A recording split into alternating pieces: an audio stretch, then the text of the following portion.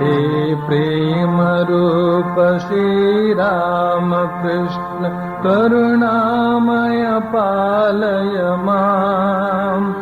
हे प्रेम रूप श्री राम कृष्ण करुणामय पालय माम्। हे दीन बंधु श्री शारदेश मम प्राण प्रिय पाहि माम्। हे दीन बंधु श्री शारदेश मम प्राण प्रिय पाहि माम्। हे प्रेम रूप श्री राम कृष्ण करुणामय पालय माम्। हे प्रेम रूप श्री राम कृष्ण करुणामय पालय माम्। हे दीन बंधु श्री शारदेश मम प्राण प्रिय पाहि माम्। हे दीन बंधु श्री शारदेश मम प्राण प्रिय पाहि माम्। हे प्रेम रूप श्री राम कृष्ण करुणामय पालय माम्। हे प्रेम रूप श्री राम कृष्ण करुणामय पालय माम्। हे दीन बंधु श्री शारदेश मम प्राण प्रिय पाहि माम्। हे दीन बंधु श्री शारदेश मम प्राण प्रिय पाहि माम्। मम प्राण प्रिय पाहि माम्। मम प्राण प्रिय पाहि माम्।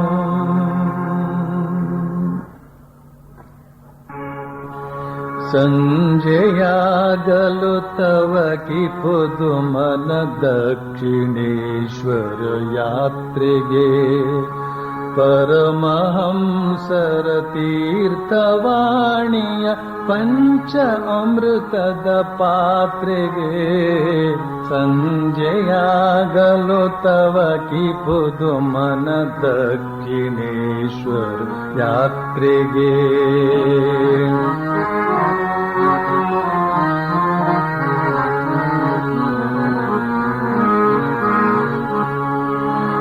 गोप्त दप्तर बರೆಯುತ್ತೀರ್ಪ ಮಹೇಂದ್ರ गोप्तನ ನೋಡುವೆ।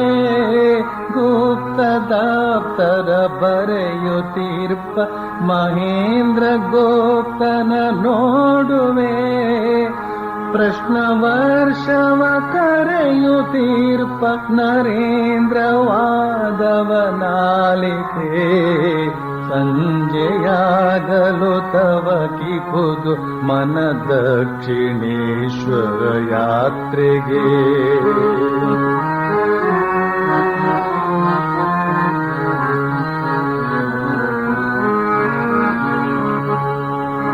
अत्त केशव चंद्रसेनन भक्ति नमनव काणुवे। अत्त केशव चंद्रसेनन भक्ति नमनव काणुवे। इत्त मत्त गिरीश घोषन चंद्र चित्तदि कೈಯುವೆ। संजयागलु तव की पुदु मन दक्षिणेश्वर यात्ರೆಗೆ परमहंसर तीर्थवाणीय पंच अमृतद पात्ರೆಗೆ संजयागलु तव की पुदु मन दक्षिणेश्वर यात्ರೆಗೆ संजयागलु तव की पुदु मन दक्षिणेश्वर यात्ರೆಗೆ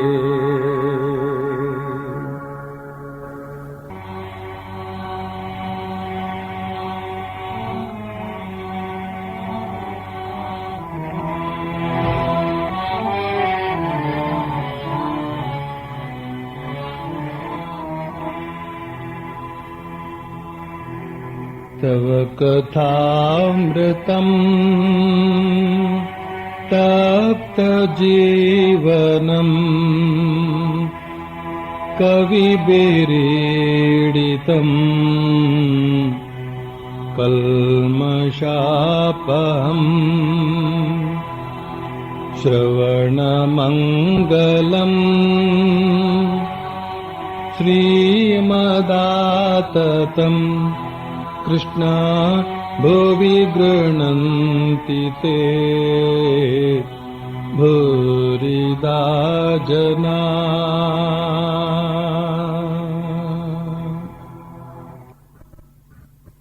ಕಳೆದ ಶನಿವಾರ ಶ್ರೀರಾಮಕೃಷ್ಣರು ಗೃಹಸ್ಥ ಭಕ್ತರು ಸಂಸಾರದಲ್ಲಿ ಇದ್ದುಕೊಂಡೇ ಭಗವಂತನನ್ನ ಕರೆಯಬಹುದು, ಅದರಿಂದ ಏನೂ ತೊಂದರೆ ಇಲ್ಲ ಅಂತ ವಿಶೇಷವಾಗಿ ಹೇಳ್ತಾ ಇದ್ದಾರೆ.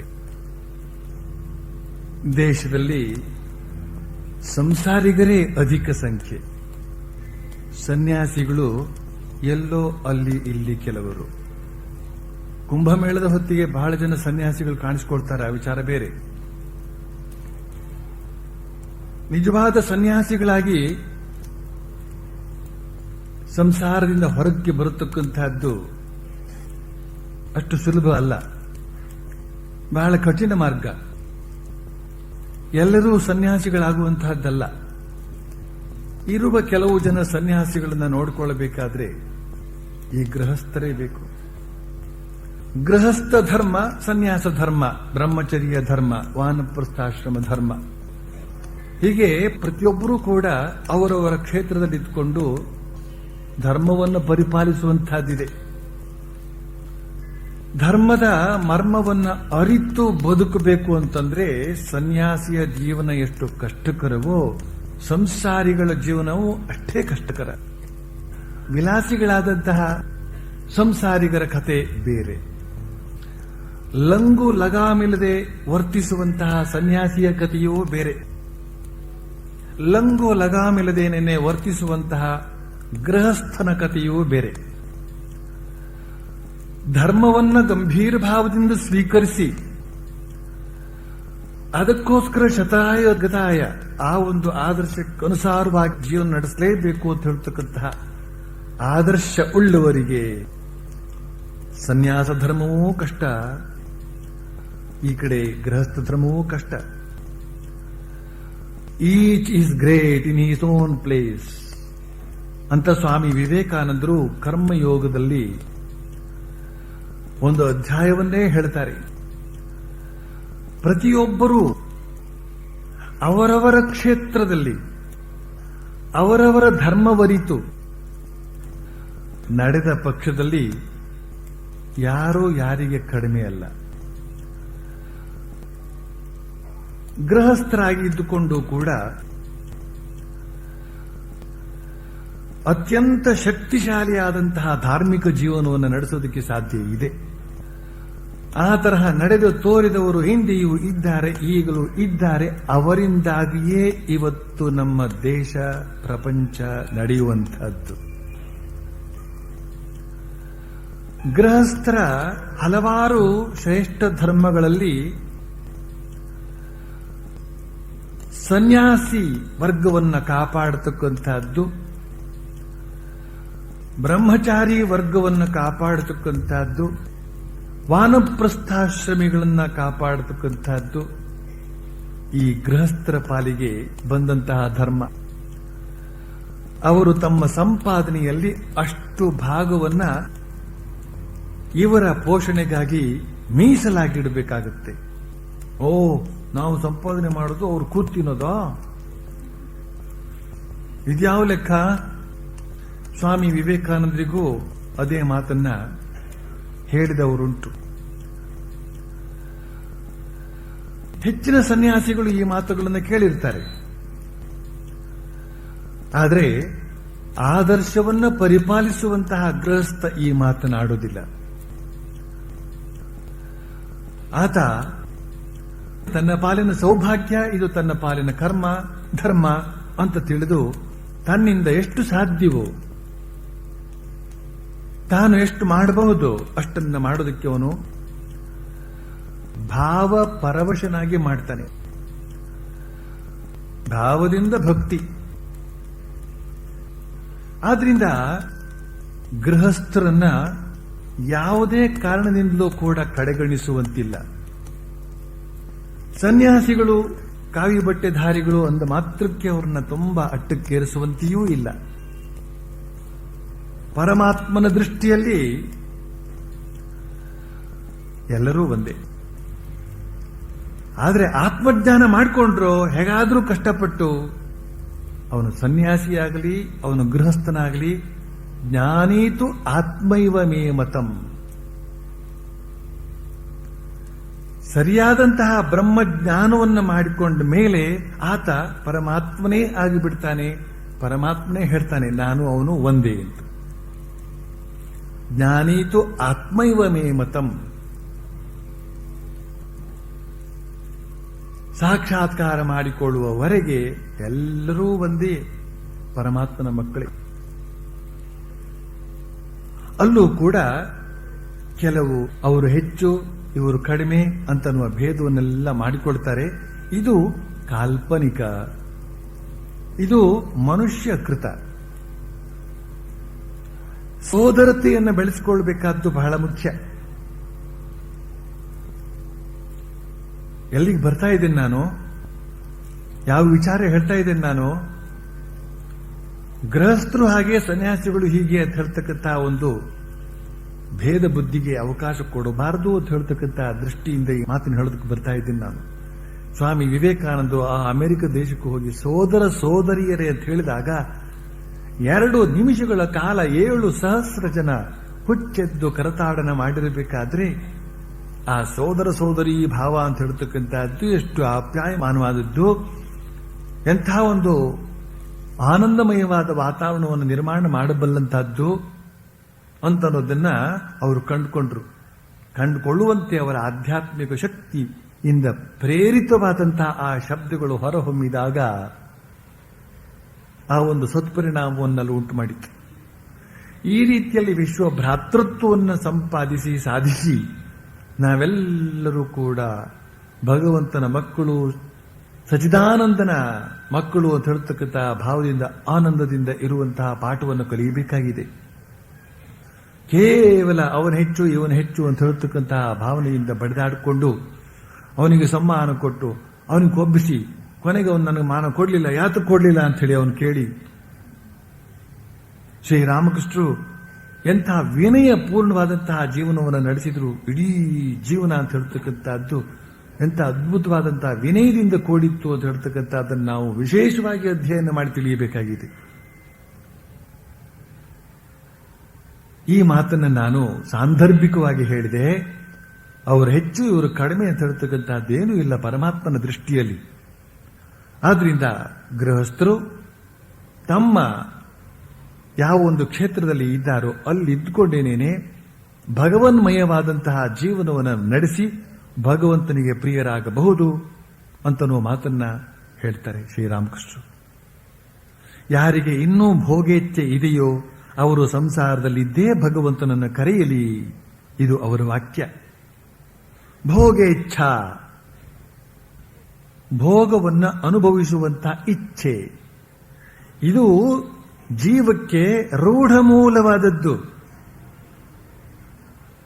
84 ಕೋಟಿ ಯೋನಿಗಳಿಂದ ಬಂದಂತಹ ಈ ಜೀವ ಹೇಗೆ ಬಂತದು? ಆ ಒಂದು ಹುಟ್ಟು ಸಾವು ಪ್ರಕ್ರಿಯೆಯ ಮೂಲಕವೇ ಬಂದಿದೆ. ಅಂದ್ರೆ ಭೋಗ ಮಹಾಭೋಗಾದಿಗಳ ಮೂಲಕವೇ ಬಂದಿದೆ. ಇದು ಜೀವದಲ್ಲಿ ಅಂತರ್ಗತವಾಗಿದೆ. ಆದ್ರಿಂದಲೇನೆ ಎಷ್ಟೋ ಜನ ಸಾಧಕರು ಕೂಡ ಎಷ್ಟೋ ಮುಂದುವರಿದು ಆಮೇಲೆ ಪಠಾರಂತ ಬಿದ್ದು ಹೋಗುವಂತಹದ್ದು. ಯಾತಕ್ಕೆ ಅಂತ ಹೇಳಿದ್ರೆ ಆ ಭೋಗ ಇಚ್ಛಾ ಅಂತ ಹೇಳ್ತಕ್ಕಂಥದ್ದು ಎಲ್ಲೋ ಮೂಲೆಯಲ್ಲಿ ಅವಿತುಕೊಂಡಿದ್ದಂತಹದ್ದು ಅದನ್ನ ಒಂದು ತಮ್ಮ ತಪಸ್ಸಿನ ಬಲದಿಂದ ಅಲ್ಲೇ ಅದಮಿ ಇಟ್ಟಂತಹದ್ದು ಸ್ಪ್ರಿಂಗ್ ಆಕ್ಷನ್ ಮೂಲಕ ಚಕ್ ಅಂತ ಮೇಲ್ಗಡೆ ಬಂದು ಇವರು ಚಕ್ ಅಂತ ಕೆಳಗೆ ಬಿದ್ದು ಅಂಥ ಪ್ರಬಲವಾದದ್ದು ಭೋಗ ಇಚ್ಛೆ. ಅದನ್ನು ನಾವು ಎಂದೆಂದಿಗೂ ಕೂಡ ತುಚ್ಛೀಕರಿಸುವಂತಿಲ್ಲ, ಕಡೆಗಣಿಸಿ ಮಾತಾಡುವಂತಿಲ್ಲ. ಅದಕ್ಕೆ ಕೈ ಮುಗಿಬೇಕು. ಅದು ಭಗವಂತನ ಮಾಯೆ, ಭಗವಂತನ ಶಕ್ತಿ. ಅದು ಇಡೀ ಜಗತ್ತನ್ನ ತನ್ನ ಹತೋಟಿಯಲ್ಲಿ ಇಟ್ಕೊಂಡಿದೆಯಲ್ಲ, ಆ ಭೋಗೇಚ್ಛೆ ಅಂತ ಹೇಳ್ತಕ್ಕಂಥದ್ದು ಸಾಮಾನ್ಯವಾಯಿತೆ. ಅದು ತಂತ್ರ ಸಾಧನೆಯಲ್ಲಿ ಈ ಭೋಗೇಚ್ಛೆಯನ್ನೇ ಯಾವ ರೀತಿಯಲ್ಲಿ ಉದಾತ್ತೀಕರಿಸಬೇಕು ಅಂತನ್ನುವ ಒಂದು ಕ್ರಮ ಇದೆ. ಅದನ್ನೆಲ್ಲ ತಿಳ್ಕೊಂತು ಅಂತ ಹೇಳಿದ್ರೆ ತುಂಬಾ ಸ್ವಾರಸ್ಯಕರವಾಗಿದೆ. ತಂತ್ರ ಸಾಧನೆಯೇ ಆಗಲಿ, ವೇದಾಂತ ಸಾಧನೆಯೇ ಆಗಲಿ, ಈ ಭೋಗೇಚ್ಛೆಯನ್ನು ನಾವು ಉದಾತ್ತೀಕರಿಸಿಕೊಳ್ಳಬೇಕಾಗಿದೆ. ಅವುಗಳನ್ನ ಸುಮ್ಮನೆ ನಿಗ್ರಹದ ಹೆಸರಿನಲ್ಲಿ ಮೆಟ್ಟಿ ಇಡುವುದಕ್ಕೆ ಸಾಧ್ಯವಿಲ್ಲ. ಅದನ್ನು ಉದಾತ್ತೀಕರಿಸಬೇಕು. ಸ್ವಲ್ಪ ಕೊಟ್ಟಂತೆ ಮಾಡಿ, ಸ್ವಲ್ಪ ಬಿಟ್ಟಂತೆ ಮಾಡಿ, ಸ್ವಲ್ಪ ಕೊಟ್ಟಂತೆ ಮಾಡಿ, ಕೊನೆಗೆ ಪೂರ್ತಿ ಬಿಟ್ಟಂತೆ ಮಾಡಬೇಕಾಗತ್ತೆ. ಅದಕ್ಕೋಸ್ಕರ ಶ್ರೀರಾಮಕೃಷ್ಣ ಹೇಳ್ತಾರೆ, ಭೋಗೇಚ್ಛೆ ಯಾರಿಗಿದೆಯೋ ಅವರು ಸಂಸಾರದಲ್ಲೇ ಇದ್ಕೊಂಡು ಭಗವಂತನನ್ನು ಕರೆಯಲಿ ಅಂತ. ಭಗವಂತನನ್ನು ಕರಿತಾ ಕರಿತಾ ಕರಿತಾ ಆ ಭಗವಂತನು ಕೂಡ ಓಗೊಡ್ತಾ ಭಗವಂತನ ಆ ಓಗೊಡುವಿಕೆ ಅಂತ ಹೇಳ್ತಕ್ಕಂಥದ್ದು ತೀವ್ರವಾದಾಗ, ಹತ್ತಿರ ಬಂದಾಗ ಇವನ ಭೋಗೇಚ್ಛೆ ಅಂತ ಹೇಳ್ತಕ್ಕಂಥದ್ದು ತನ್ನಷ್ಟಕ್ಕೆ ಕಡಿಮೆ ಆಗ್ತದೆ ಅಂತ. ಎಷ್ಟೋ ಜನ ಸಂಸಾರಿಕರು ಕಾಲಕ್ರಮದಲ್ಲಿ ತಮ್ಮ ಭೋಗೇಚ್ಛೆಯನ್ನು ಕಳೆದುಕೊಂಡು ಪರಮ ಸಾತ್ವಿಕರಾಗಿ ಬೆಳಗತಕ್ಕಂಥದ್ದು ಘಟನೆ ಇನ್ನೂ ಇದೆ ನಮ್ಮ ಸಮಾಜದಲ್ಲಿ. ನಮ್ಮ ಸಂಪರ್ಕಕ್ಕೆ ಅಂಥವರೆಲ್ಲ ಬರ್ತಾ ಇರ್ತಾರೆ. ಅದನ್ನೆಲ್ಲ ಕಾಣುವಂತಹ ಒಂದು ಸೌಭಾಗ್ಯ ಸನ್ಯಾಸಿಗಳಾದಂತಹ ನಮ್ಮ ಪಾಲಿಗಿರುತ್ತದೆ. ಎಲ್ಲ ಥರದವರು ಬರ್ತಾರೆ. ಕೀಟ್ಲೆ ಮಾಡುವವರು ಬರ್ತಾರೆ, ತರಲೆ ಮಾಡುವವರು ಬರ್ತಾರೆ. ಎಲ್ಲರೂ ಬರಲಿ. ಅವರು ಕೊನೆಗೊಂದು ದಿನ ತಮ್ಮ ಕೀಟ್ಲೆಯನ್ನು ಬಿಡಬೇಕು, ಬಿಡ್ತಾರೆ. ಅದು ಯಾವಾಗ ಬಿಡ್ತಾರೋ, ನಮ್ಮ ಪ್ರಾಣ ಬಿಟ್ಟ ಮೇಲೆ ಅವರು ಬಿಡ್ತಾರೋ ಆ ವಿಚಾರ ಬೇರೆ. ಆದರೆ ಎಲ್ಲರೂ ಕೂಡ ಒಂದು ದಿನ ಆ ದುರ್ಭಾವನೆ ಅದನ್ನು ಬಿಡಬೇಕಾಗ್ತದೆ.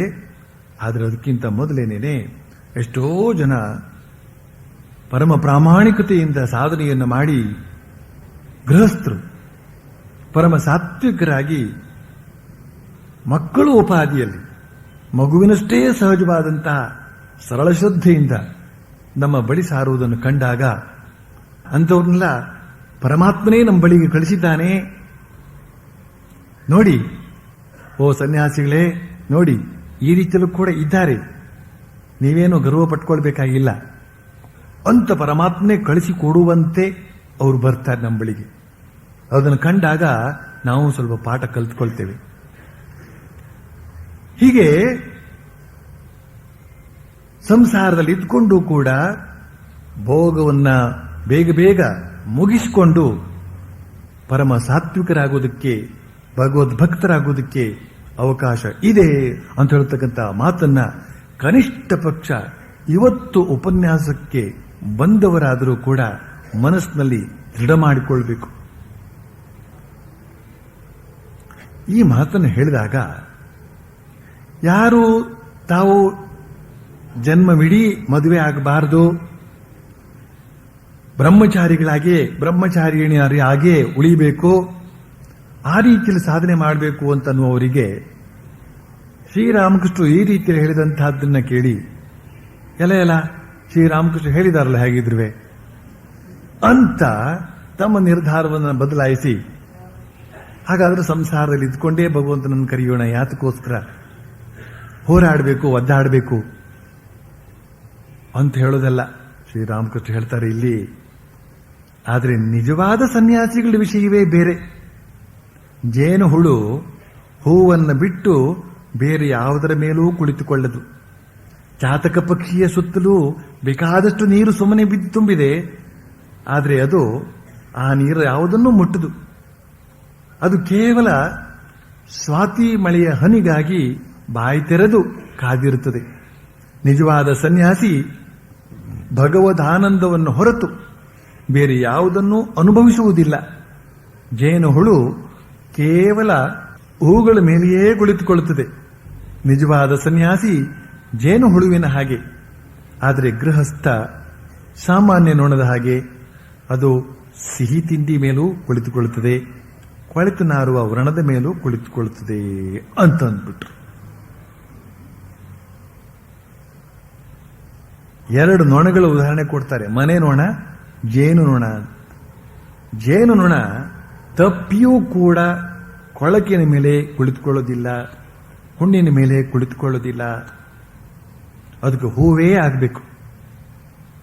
ಸರಿಯಾದ ಸನ್ಯಾಸಿ ಅವನು ಮಾನಸಿಕವಾಗಿಯೂ ಭೋಗವನ್ನು ಅನುಭವಿಸುವುದಿಲ್ಲ, ಶಾರೀರಿಕವಾಗಿಯೂ ಭೋಗವನ್ನು ಅನುಭವಿಸುವುದಿಲ್ಲ.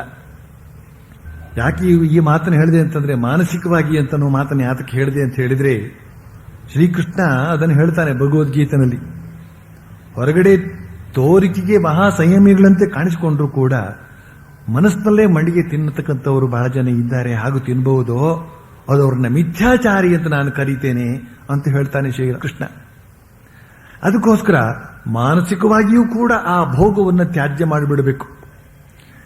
ಮನಸ್ಸಿನಲ್ಲಿ ಉದಿಸಿದಾಗ ಮಾತ್ರವೇ ಅದು ಶಾರೀರಿಕವಾಗಿ ವ್ಯಕ್ತಗೊಳ್ಳುತ್ತದೆ. ಮನಸ್ಸಿನಲ್ಲಿ ಇಲ್ಲದೆ ಹೋಯಿತು ಅಂತಂದ್ರೆ ಶಾರೀರಿಕವಾಗಿ ಅದು ವ್ಯಕ್ತಗೊಳ್ಳೋದಕ್ಕೆ ಬರೋದೇ ಇಲ್ಲ. ಆದ್ರಿಂದ ಮಾನಸಿಕವಾಗಿಯೂ ಕೂಡ ಅವನು ಆ ವ್ರಣದ ಮೇಲೆ ಕುಳಿತುಕೊಳ್ಳುವ ಹಾಗಿಲ್ಲ. ಶುದ್ಧ ಸನ್ಯಾಸಿಯ, ಶುದ್ಧ ಸಾಧಕನ ವರ್ಣನೆಯನ್ನ ನಮ್ಮ ಮುಂದೆ ಶ್ರೀರಾಮಕೃಷ್ಣ ಇಲ್ಲಿ ಇಡ್ತಾ ಇದ್ದಾರೆ. ಅದಕ್ಕೋಸ್ಕರವೇ ಸನ್ಯಾಸಿಗಳಿಗೋಸ್ಕರ ವಿಶೇಷ ನಿಯಮವನ್ನು ಹೇಳ್ತಾ ಇದ್ದಾರೆ ಶ್ರೀರಾಮಕೃಷ್ಣ.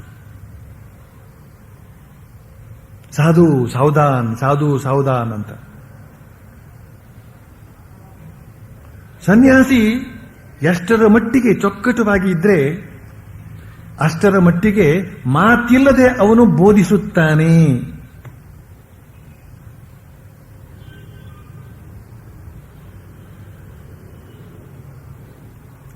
ಬೋಧನೆ ಮಾಡೋದಕ್ಕೆ, ಮಾರ್ಗದರ್ಶನ ಮಾಡೋದಕ್ಕೆ ಮಾತೇ ಬೇಕಿಲ್ಲ. ಸುಮ್ಮನೆ ಇದ್ರಾಯ್ತು. ಯಾವ ರೀತಿಯಲ್ಲಿ ಇರಬೇಕೋ, ಯಾವ ಆದರ್ಶಕ್ಕನುಸಾರವಾಗಿ ಇರಬೇಕೋ ಆ ರೀತಿಯಲ್ಲಿ ಇದ್ರಾಯ್ತು. ಆದರ್ಶಕ್ಕೆ ಅನುಸಾರವಾಗಿ ಇರುವಂತಹದ್ದು ಅಂತಂದ್ರೆ ಎಂಥ ಒಂದು ಕಷ್ಟದ ಸಮಾಚಾರ ಅಂತ. ಆದರ್ಶವೊಂದನ್ನು ಇಟ್ಟುಕೊಂಡು ಅದಕ್ಕನುಸಾರವಾಗಿ ಇರುವಂತಹ ಪ್ರಯತ್ನ ಮಾಡಿ ನೋಡಬೇಕು. ಒಂದಿನ ತಪ್ಪಿದ್ರೆ ಅಷ್ಟೆತ್ತರದಿಂದ ಅವನು ಕೆಳಗೆ ಬಿದ್ದ ಅಂತ ತಿಳಿದುಕೊಳ್ಳಬೇಕು. ಪರವಾಗಿಲ್ಲ, ಇವತ್ತೊಂದು ದಿನ ಈ ಪರವಾಗಿಲ್ಲ ಅಂತ ಹೇಳ್ತಕ್ಕಂತಹ ಒಂದು ಮಾತಿದೆಯಲ್ಲ, ಅದನ್ನ ಸ್ವಂತಕ್ಕೆ ಯಾರೂ ಬಳಸ್ಕೊಳ್ಬಾರ್ದು. ಇತರರ ವಿಷಯದಲ್ಲಿ ಏನೂ ಚಿಂತೆ ಮಾಡಬೇಡಿ, ಪರವಾಗಿಲ್ಲ ಅಂತ ಹೇಳಿ. ಆದರೆ ಸ್ವಂತಕ್ಕೆ ಮಾತ್ರ ಕಠಿಣವಾಗಿರಬೇಕಾಗ್ತದೆ. ಎಷ್ಟು ಕಠಿಣವಾಗಿದ್ರೆ ಅಷ್ಟು ಒಳ್ಳೆಯದು. ಇದನ್ನು ಕೂಡ ನಾನು ಯಾತಕ್ಕೆ ಹೇಳ್ತಾ ಇದ್ದೀನಿ ಅಂತ ಹೇಳಿದ್ರೆ, ನಾನು ಅಥವಾ ನಾವು ಸನ್ಯಾಸಿಗಳು ಕಠಿಣವಾಗಿ ವರ್ತಿಸೋಕೆ ಬಿಡಬಾರದು. ಪ್ರತಿಯೊಬ್ಬರು ಕೂಡ ಅವರು ಅವ್ರ ಪಾಡಿಗೆ ಎಚ್ಚರದಿಂದ ವರ್ತಿಸಿದರೆ ಇವರು ಯಾಕೆ ಕಠಿಣವಾಗಿರಬೇಕು? ಎಷ್ಟೋ ಸಲ ನನಗನ್ನಿಸ್ತದೆ ಈ ನಡುವೆ ಶ್ರೀರಾಮಕೃಷ್ಣ ಹೇಳ್ತಾರೆ, ಮಸಿ ತುಂಬಿರುವಂತಹ ಕೋಣೆಯೊಳಗೆ ಓಡಾಡ್ತಾ ಇತ್ತು ಅಂತ ಹೇಳಿದ್ರೆ, ಒಂದಲ್ಲ ಒಂದು ದಿನ, ಒಂದಲ್ಲ ಒಂದು ಕಡೆ ಮೈ ಮೇಲೆ ಒಂದಿಷ್ಟು ಮಸಿ ಬೀಳದೆ ಇರೋದೇ ಇಲ್ಲ, ಮಸಿ ತಗಲದೆ ಇರೋದೇ ಇಲ್ಲ ಅಂತ. ಇದು ಸಂಸಾರಿಗರಿಗೆ ಸಂಬಂಧಪಟ್ಟಂತೆ ಸಂಸಾರದಲ್ಲಿ ಇದ್ಕೊಂಡೇ ಸಾಧನೆ ಮಾಡುವವರಿಗೆ ಹೇಳಿದಂತಹ ಮಾತಿದು. ನಾನು ಸನ್ಯಾಸಿಯಾಗಿ ಈ ಲೋಕದಲ್ಲಿ ವ್ಯವಹರಿಸುವಾಗ ಅಲ್ಲಲ್ಲಿ ಸಭೆ ಸಮಾರಂಭಗಳಿಗೆ ನನ್ನನ್ನು ಕರೆದಾಗ, ಸಭೆ ಸಮಾರಂಭಗಳಲ್ಲಿ ಕಿಕ್ಕಿರಿದಂತಹ ಜನಸಂದಣಿಯಲ್ಲಿ ನಾನು ವರ್ತಿಸುವಾಗ, ಒಡನಾಡುವಾಗ, ಅಲ್ಲಿ ನಡೆಯುವಂತಹ ವಿದ್ಯಮಾನಗಳು, ಅವರು ನನ್ನೊಂದಿಗೆ ವರ್ತಿಸುವಂತಹ ರೀತಿ ನೀತಿಗಳು ನನ್ನ ಮನಸ್ಸಿಗೆ ಅಷ್ಟು ಒಪ್ಪಿಗೆ ಆಗೋದಿಲ್ಲ. ಆದರೆ ಹೇಳೋದಕ್ಕೂ ಇಲ್ಲ, ಬಿಡೋದಕ್ಕೂ ಇಲ್ಲ, ಗಲಾಟೆ. ಕೆಲವು ಸರ್ತಿ ನಾನು ಮೈಕನ್ನು ಕೈ ತೆಗೆದುಕೊಂಡು ಅಲ್ಲೆಲ್ಲ ಒಂದು ಬಗೆಯ ನಿಯಮವನ್ನು ಹೇರುವಂತಹದ್ದುಂಟು. ಕೆಲವು ಕಡೆ ಅಸಹಾಯಕನಾಗಿ ಬಿಡ್ತೇನೆ. ಇದನ್ನೆಲ್ಲ ಕಂಡಾಗ, ಈಗ ಸುಮಾರು 30 ವರ್ಷಗಳಿಂದ ಕಂಡಾಗ ನನಗನಿಸ್ತು, ಸನ್ಯಾಸಿಗಳಿಗೆ ಈ ಜಗತ್ತೇ ಒಂದು ಕೋಣೆ ಇದ್ದ ಹಾಗೆ, ಮಸಿ ಬಳಿದ ಕೋಣೆ ಇದ್ದ ಹಾಗೆ. ಇಲ್ಲಿ ಓಡಾಡುವಾಗ ಅಲ್ಲೊಂದಷ್ಟು ಮಸಿ, ಇಲ್ಲೊಂದಷ್ಟು ಮಸಿ, ನಾವು ಅಂಟಿಸ್ಕೊಳ್ಳದೆ ಇದ್ರೂ ಅದೇ ಬಂದು ತಗಲು ಬಿಟ್ಟಿರುತ್ತೆ. ಅದಕ್ಕೋಸ್ಕರ ನನಗನಿಸ್ತದೆ, ನಾನು ಹಾಗೆ ಮಾಡ್ತೇನೆ ಅಂತಲ್ಲ, ನನಗನಿಸ್ತದೆ ಹಾಗೆ ಮಾಡೋಕ್ಕೆ ಸಾಧ್ಯ ಆದ್ರೆ ಒಳ್ಳೇದು ಅಂತಲೂ ಕೂಡ ಅನಿಸ್ತದೆ.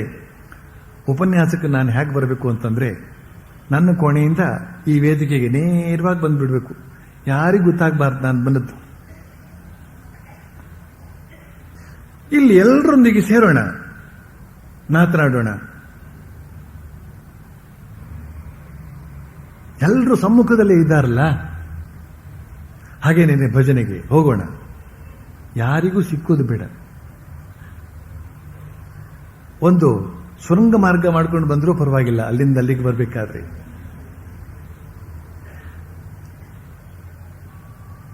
ಅಲ್ಲಿ ಬಂದು ಕುಳಿತುಕೊಂಡ ಭಜನೆ ಎಷ್ಟು ಆನಂದವಾಗಿ ಮಾಡಿ, 1.25 ಗಂಟೆ, ಅದಕ್ಕೆ 1 ಗಂಟೆನೇ ಮಾಡಿ, 2 ಗಂಟೆನೇ ಮಾಡಿ, ಅಲ್ಲಿಂದ ಹೊರಟ. ಜನರೊಂದಿಗೆ ಇದ್ದಂತೆಯೂ ಆಯಿತು, ಇಲ್ಲದಂತೆಯೂ ಆಯಿತು. ಮಸಿ ಅಂಟೋದಕ್ಕೆ ಸಾಧ್ಯವೇ ಇಲ್ಲ. ಆದ್ರಲ್ಲ, ಅದೆಲ್ಲ ಆಗದು ಹೋಗುದು ಮಾತು. ಆಗೋದಕ್ಕೆ ಸಾಧ್ಯ ಆದ್ರೆ ಬಹಳ ಅದ್ಭುತವಾದ ಮಾತು, ಆದರೆ ಆಗದ ಹೋಗದ ಮಾತು. ವ್ಯವಹಾರ ಅಂತನ್ನೋದು ಎಷ್ಟೇ ಕಷ್ಟಪಟ್ಟರೂ ಕೂಡ ಒಂದಷ್ಟು ಮಸಿಯನ್ನ ನಮಗೆ ತಗಲಿಸದೇ ಇರೋದಿಲ್ಲ. ಅದು ಅದಕ್ಕೋಸ್ಕರವೇ ಸ್ವಾಮಿ ಯತೀಶ್ವರಾಂಜಿ ಹೇಳಿದರು, who can understand the heart burning of the ಸಾಧು ಅಂತ. ಸಾಧುಗಳು ಎಷ್ಟು ಒದ್ದಾಡ್ತಾ ಇದ್ದಾರೆ, ಸರಿಯಾದ ಆದರ್ಶವನ್ನು ಕೊಡಬೇಕು ಅಂತ ಹೇಳ್ತಕ್ಕಂಥ ಉದ್ದೇಶ ಅವರಲ್ಲಿ ಬಹಳಷ್ಟು ಇರ್ತದೆ. ಆದರೆ ಜನರೆಲ್ಲರನ್ನೂ ಕೂಡ ಎಜುಕೇಟ್ ಮಾಡಿ, ಅವ್ರನ್ನೆಲ್ಲ ಸುಶಿಕ್ಷಿತರನ್ನಾಗಿ ಮಾಡಿ ವರ್ತಿಸುವಂತ ಒಂದು ಸಂದರ್ಭದಲ್ಲಿ ಬಹಳ ಸಮಯ ತೆಗೆದುಕೊಳ್ತದೆ ಅದು. ಎಷ್ಟೋ ಜನ ಸ್ತ್ರೀಯರು ನಮಸ್ಕಾರ ಮಾಡುವಾಗ ನನ್ನ ಮೊಣಕಾಲಿಗೆ ತಗಲುವಂತೆ ಅಷ್ಟು ಭಕ್ತಿಯಿಂದ ನಾನು ಕುರ್ಚಿಯನ್ನು ತಕೊಂಡು ಹಿಂದ್ಗಡೆ ತಳ್ಳೋದು ಹೇಗೆ?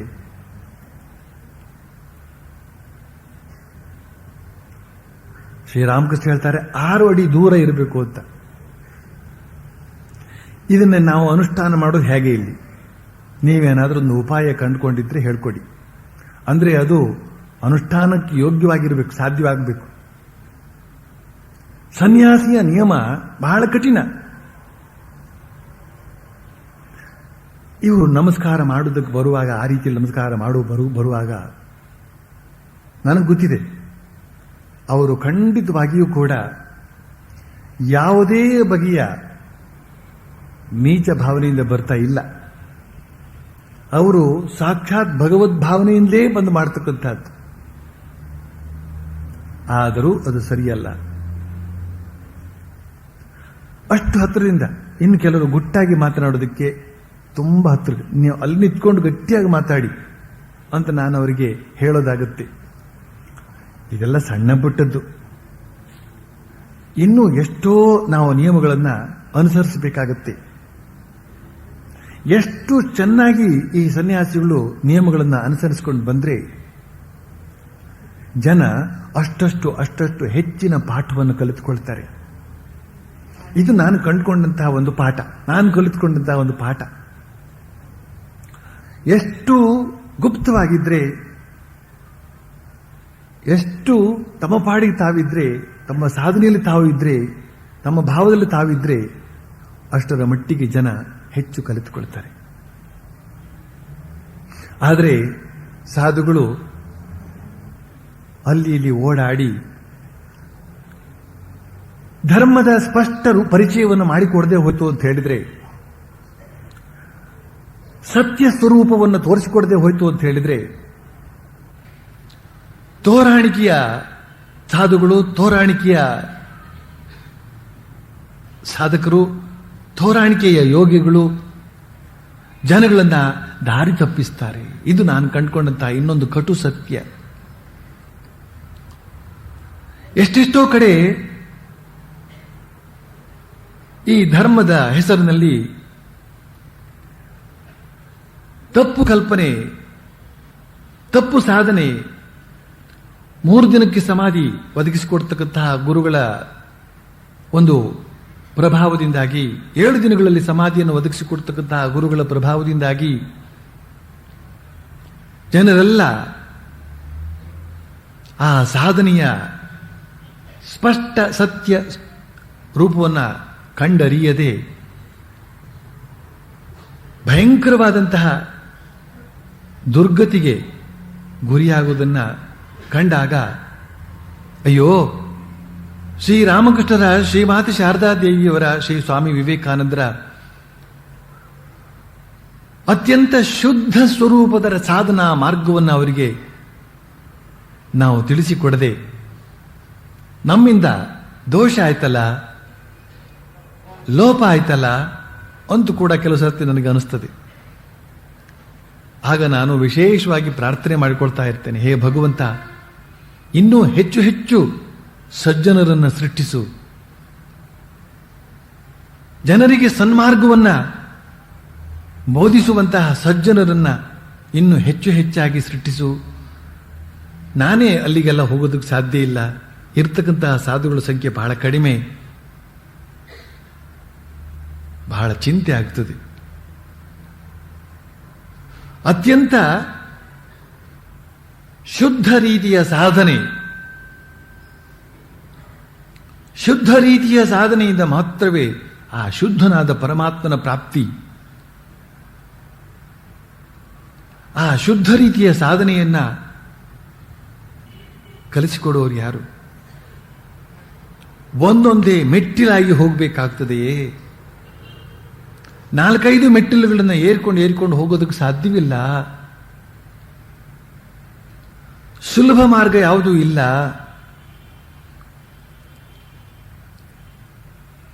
ನಿಮಗೆ ಆಶ್ಚರ್ಯ ಆಗಬಹುದು, ಒಬ್ಬ ವ್ಯಕ್ತಿ ಶಿವಮೊಗ್ಗದ ಕಡೆಯಿಂದ ಬಂದಿದ್ದಾರೆ. ಅವರಿಗೆ ಮಕ್ಕಳಿಲ್ಲ, 7-8 ವರ್ಷ 8-10 ವರ್ಷ ಆಗಿದೆ ಮದುವೆಯಾಗಿ. ಅವರು ಸನ್ಯಾಸಿಗಳ ಮೇಲೆ ವಿಶೇಷವಾದಂತಹ ಭಕ್ತಿ ಗೌರವವನ್ನು ಇಟ್ಕೊಂಡಿದ್ದಾರೆ. ಆದರೆ ನಿಜವಾದ ಅನುಷ್ಠಾನವನ್ನೇನು ಮಾಡ್ತಾ ಇಲ್ಲ, ಸಾಧನೆಯನ್ನೇನೂ ಮಾಡ್ತಾ ಇಲ್ಲ. ಆದರೆ ಅಲ್ಲಿ ಇಲ್ಲಿ ಎಲ್ಲ ಸತ್ಸಂಗಗಳಿಗೂ ಹೋಗ್ತಾ ಇದ್ದಾರೆ, ಆಶ್ರಮಗಳಿಗೂ ಹೋಗ್ತಾ ಇದ್ದಾರೆ, ಯಾವ ಸನ್ಯಾಸಿಗಳು ಕಂಡ್ರೆ ಅವ್ರ ಬಳಿಗೂ ಹೋಗ್ತಾ ಇದ್ದಾರೆ. ಈ ರೀತಿಯಲ್ಲಿ ಸಾಧು ಪ್ರೇಮ ಅಂತ ಹೇಳ್ತಕ್ಕಂಥದ್ದು ಅವರಲ್ಲಿ ಇದೆ. ಆದರೆ ಸಾಧನೆ ಮಾತ್ರ ಏನೂ ನಡೆದಿಲ್ಲ. ಇದನ್ನು ಸುಮಾರು 1 ವರ್ಷಗಳಿಂದ ನೋಡ್ತಾ ಇದ್ದೇನೆ. 1 ವರ್ಷದ ಹಿಂದೆ ಅವರಾಗಿಯೇ ನನ್ನ ಬಳಿಗೆ ಬಂದವರು, ಹೀಗೆ ಸಾಧುಗಳನ್ನು ಹುಡುಕೊಂಡು ಬಂದವರು ಅವರು.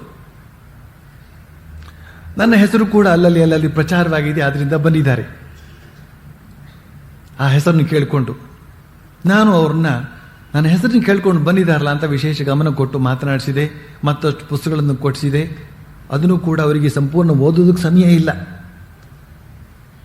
ಪೂರ್ತಿ ಓದಿಲ್ಲ ಅಂತ ಆಮೇಲೆ ಗೊತ್ತಾಯ್ತು ನನಗೆ. ಮೊನ್ನೆ ತಾನೇ ಬಂದಾಗ ಅತ್ಯಂತ ಕಟುವಾದ ಭಾಷೆಯಲ್ಲಿ ಅವರಿಗೆ ಬೈದೆ. ನೀವು ಇಷ್ಟೊಂದು ಸಾಧು ಪ್ರಿಯರಾಗಿದ್ದುಕೊಂಡು ಸಜ್ಜನಿಕೆಯಲ್ಲಿ ಸದ್ಧರ್ಮದಲ್ಲಿ ಆಸಕ್ತಿ ಉಳ್ಳವರಾಗಿದ್ದುಕೊಂಡು ನೀವೇನೂ ಮಾಡದೇನೇನೆ ನಿಮ್ಮ ಸಮಯವನ್ನು ಎಷ್ಟು ವೃಥಾ ಹಾಳು ಮಾಡ್ಕೊಳ್ತಾ ಇದ್ದೀರಿ ಅಂತ ನಿಮ್ಗೇನಾದ್ರೂ ಗೊತ್ತೋ ಅಂತ ಸ್ವಲ್ಪ ಕಟುವಾಗಿ ಹೇಳಿಬಿಟ್ಟೆ. ಅದು ನಾನು ಹೇಳಿದೆ ಅಂತ ನನಗೆ ಅನಿಸೋದೇ ಇಲ್ಲ. ನಾನು ಹೇಗಾದರೂ ಹೇಳಿದೆ, ಯಾಕಾದರೂ ಹೇಳಿದೆ.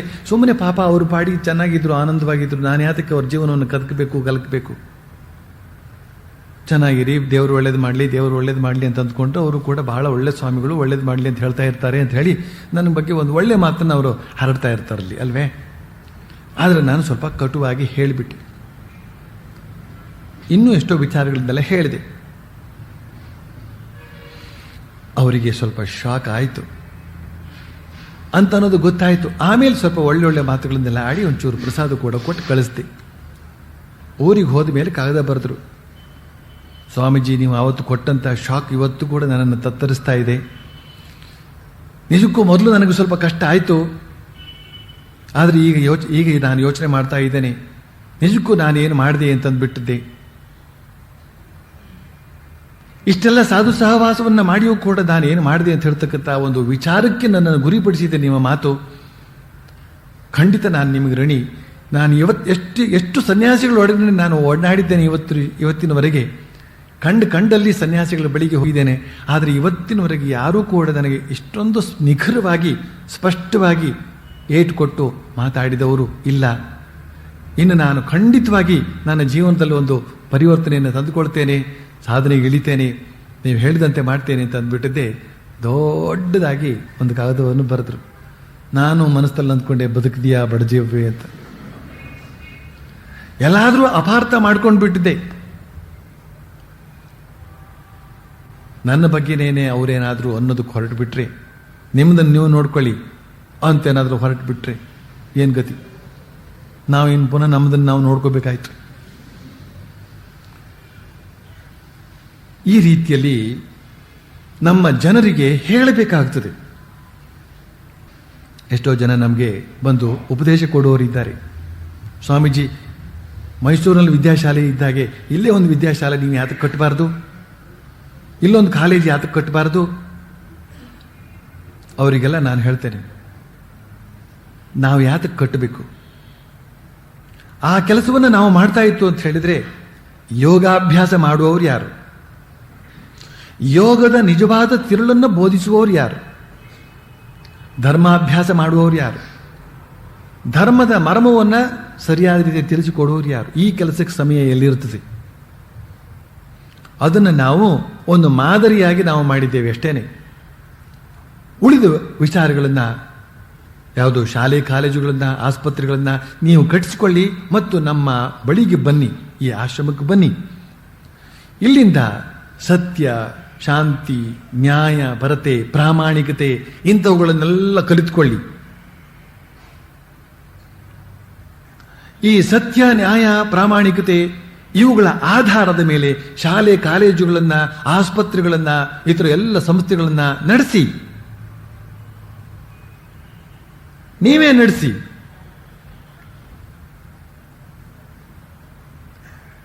ಸಹವಾಸದಿಂದ ಸನ್ಯಾಸಿ ಕೆಟ್ಟ ಅಂದ್ರೆ ಇದೇನೆ.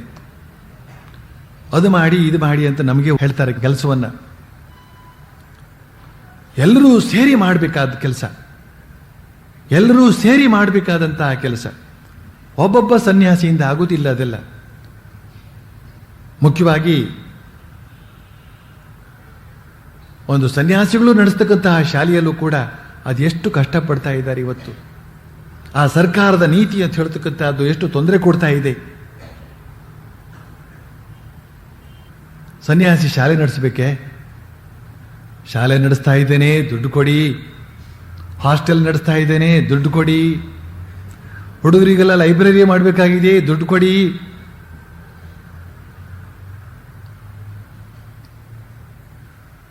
ಸನ್ಯಾಸಿ ಹಣ ಮುಟ್ಟಬಾರದು, ಇದು ಸನ್ಯಾಸಿಗಳ ಧರ್ಮ. ಸ್ವಾಮಿಗಳೇ, ನಮ್ಮಲ್ಲೊಂದು ಶಾಲೆ ಪ್ರಾರಂಭಿಸಿ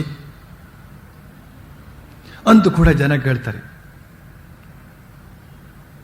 ಶಾಲೆ ನಡೆಸ್ತಾ ಇತ್ತು ಅಂತಂದ್ರೆ, ಆಸ್ಪತ್ರೆ ನಡೆಸ್ತಾ ಇತ್ತು ಅಂತಂದ್ರೆ ದುಡ್ಡು ಮುಟ್ಟದೆ ಇರೋಕ್ಕಾಗತ್ತೆಯೋ? ಹೋಗಲಿ, ನೀವು ಮುಟ್ಟೋದು ಬೇಡ, ಅದಕ್ಕೆ ನೇಮಕ ಮಾಡ್ಕೊಳ್ಳಿ. ಎಷ್ಟು ಕಳ್ಳಾಟಿಕೆ ನಡೀತಾ ಇದೆ.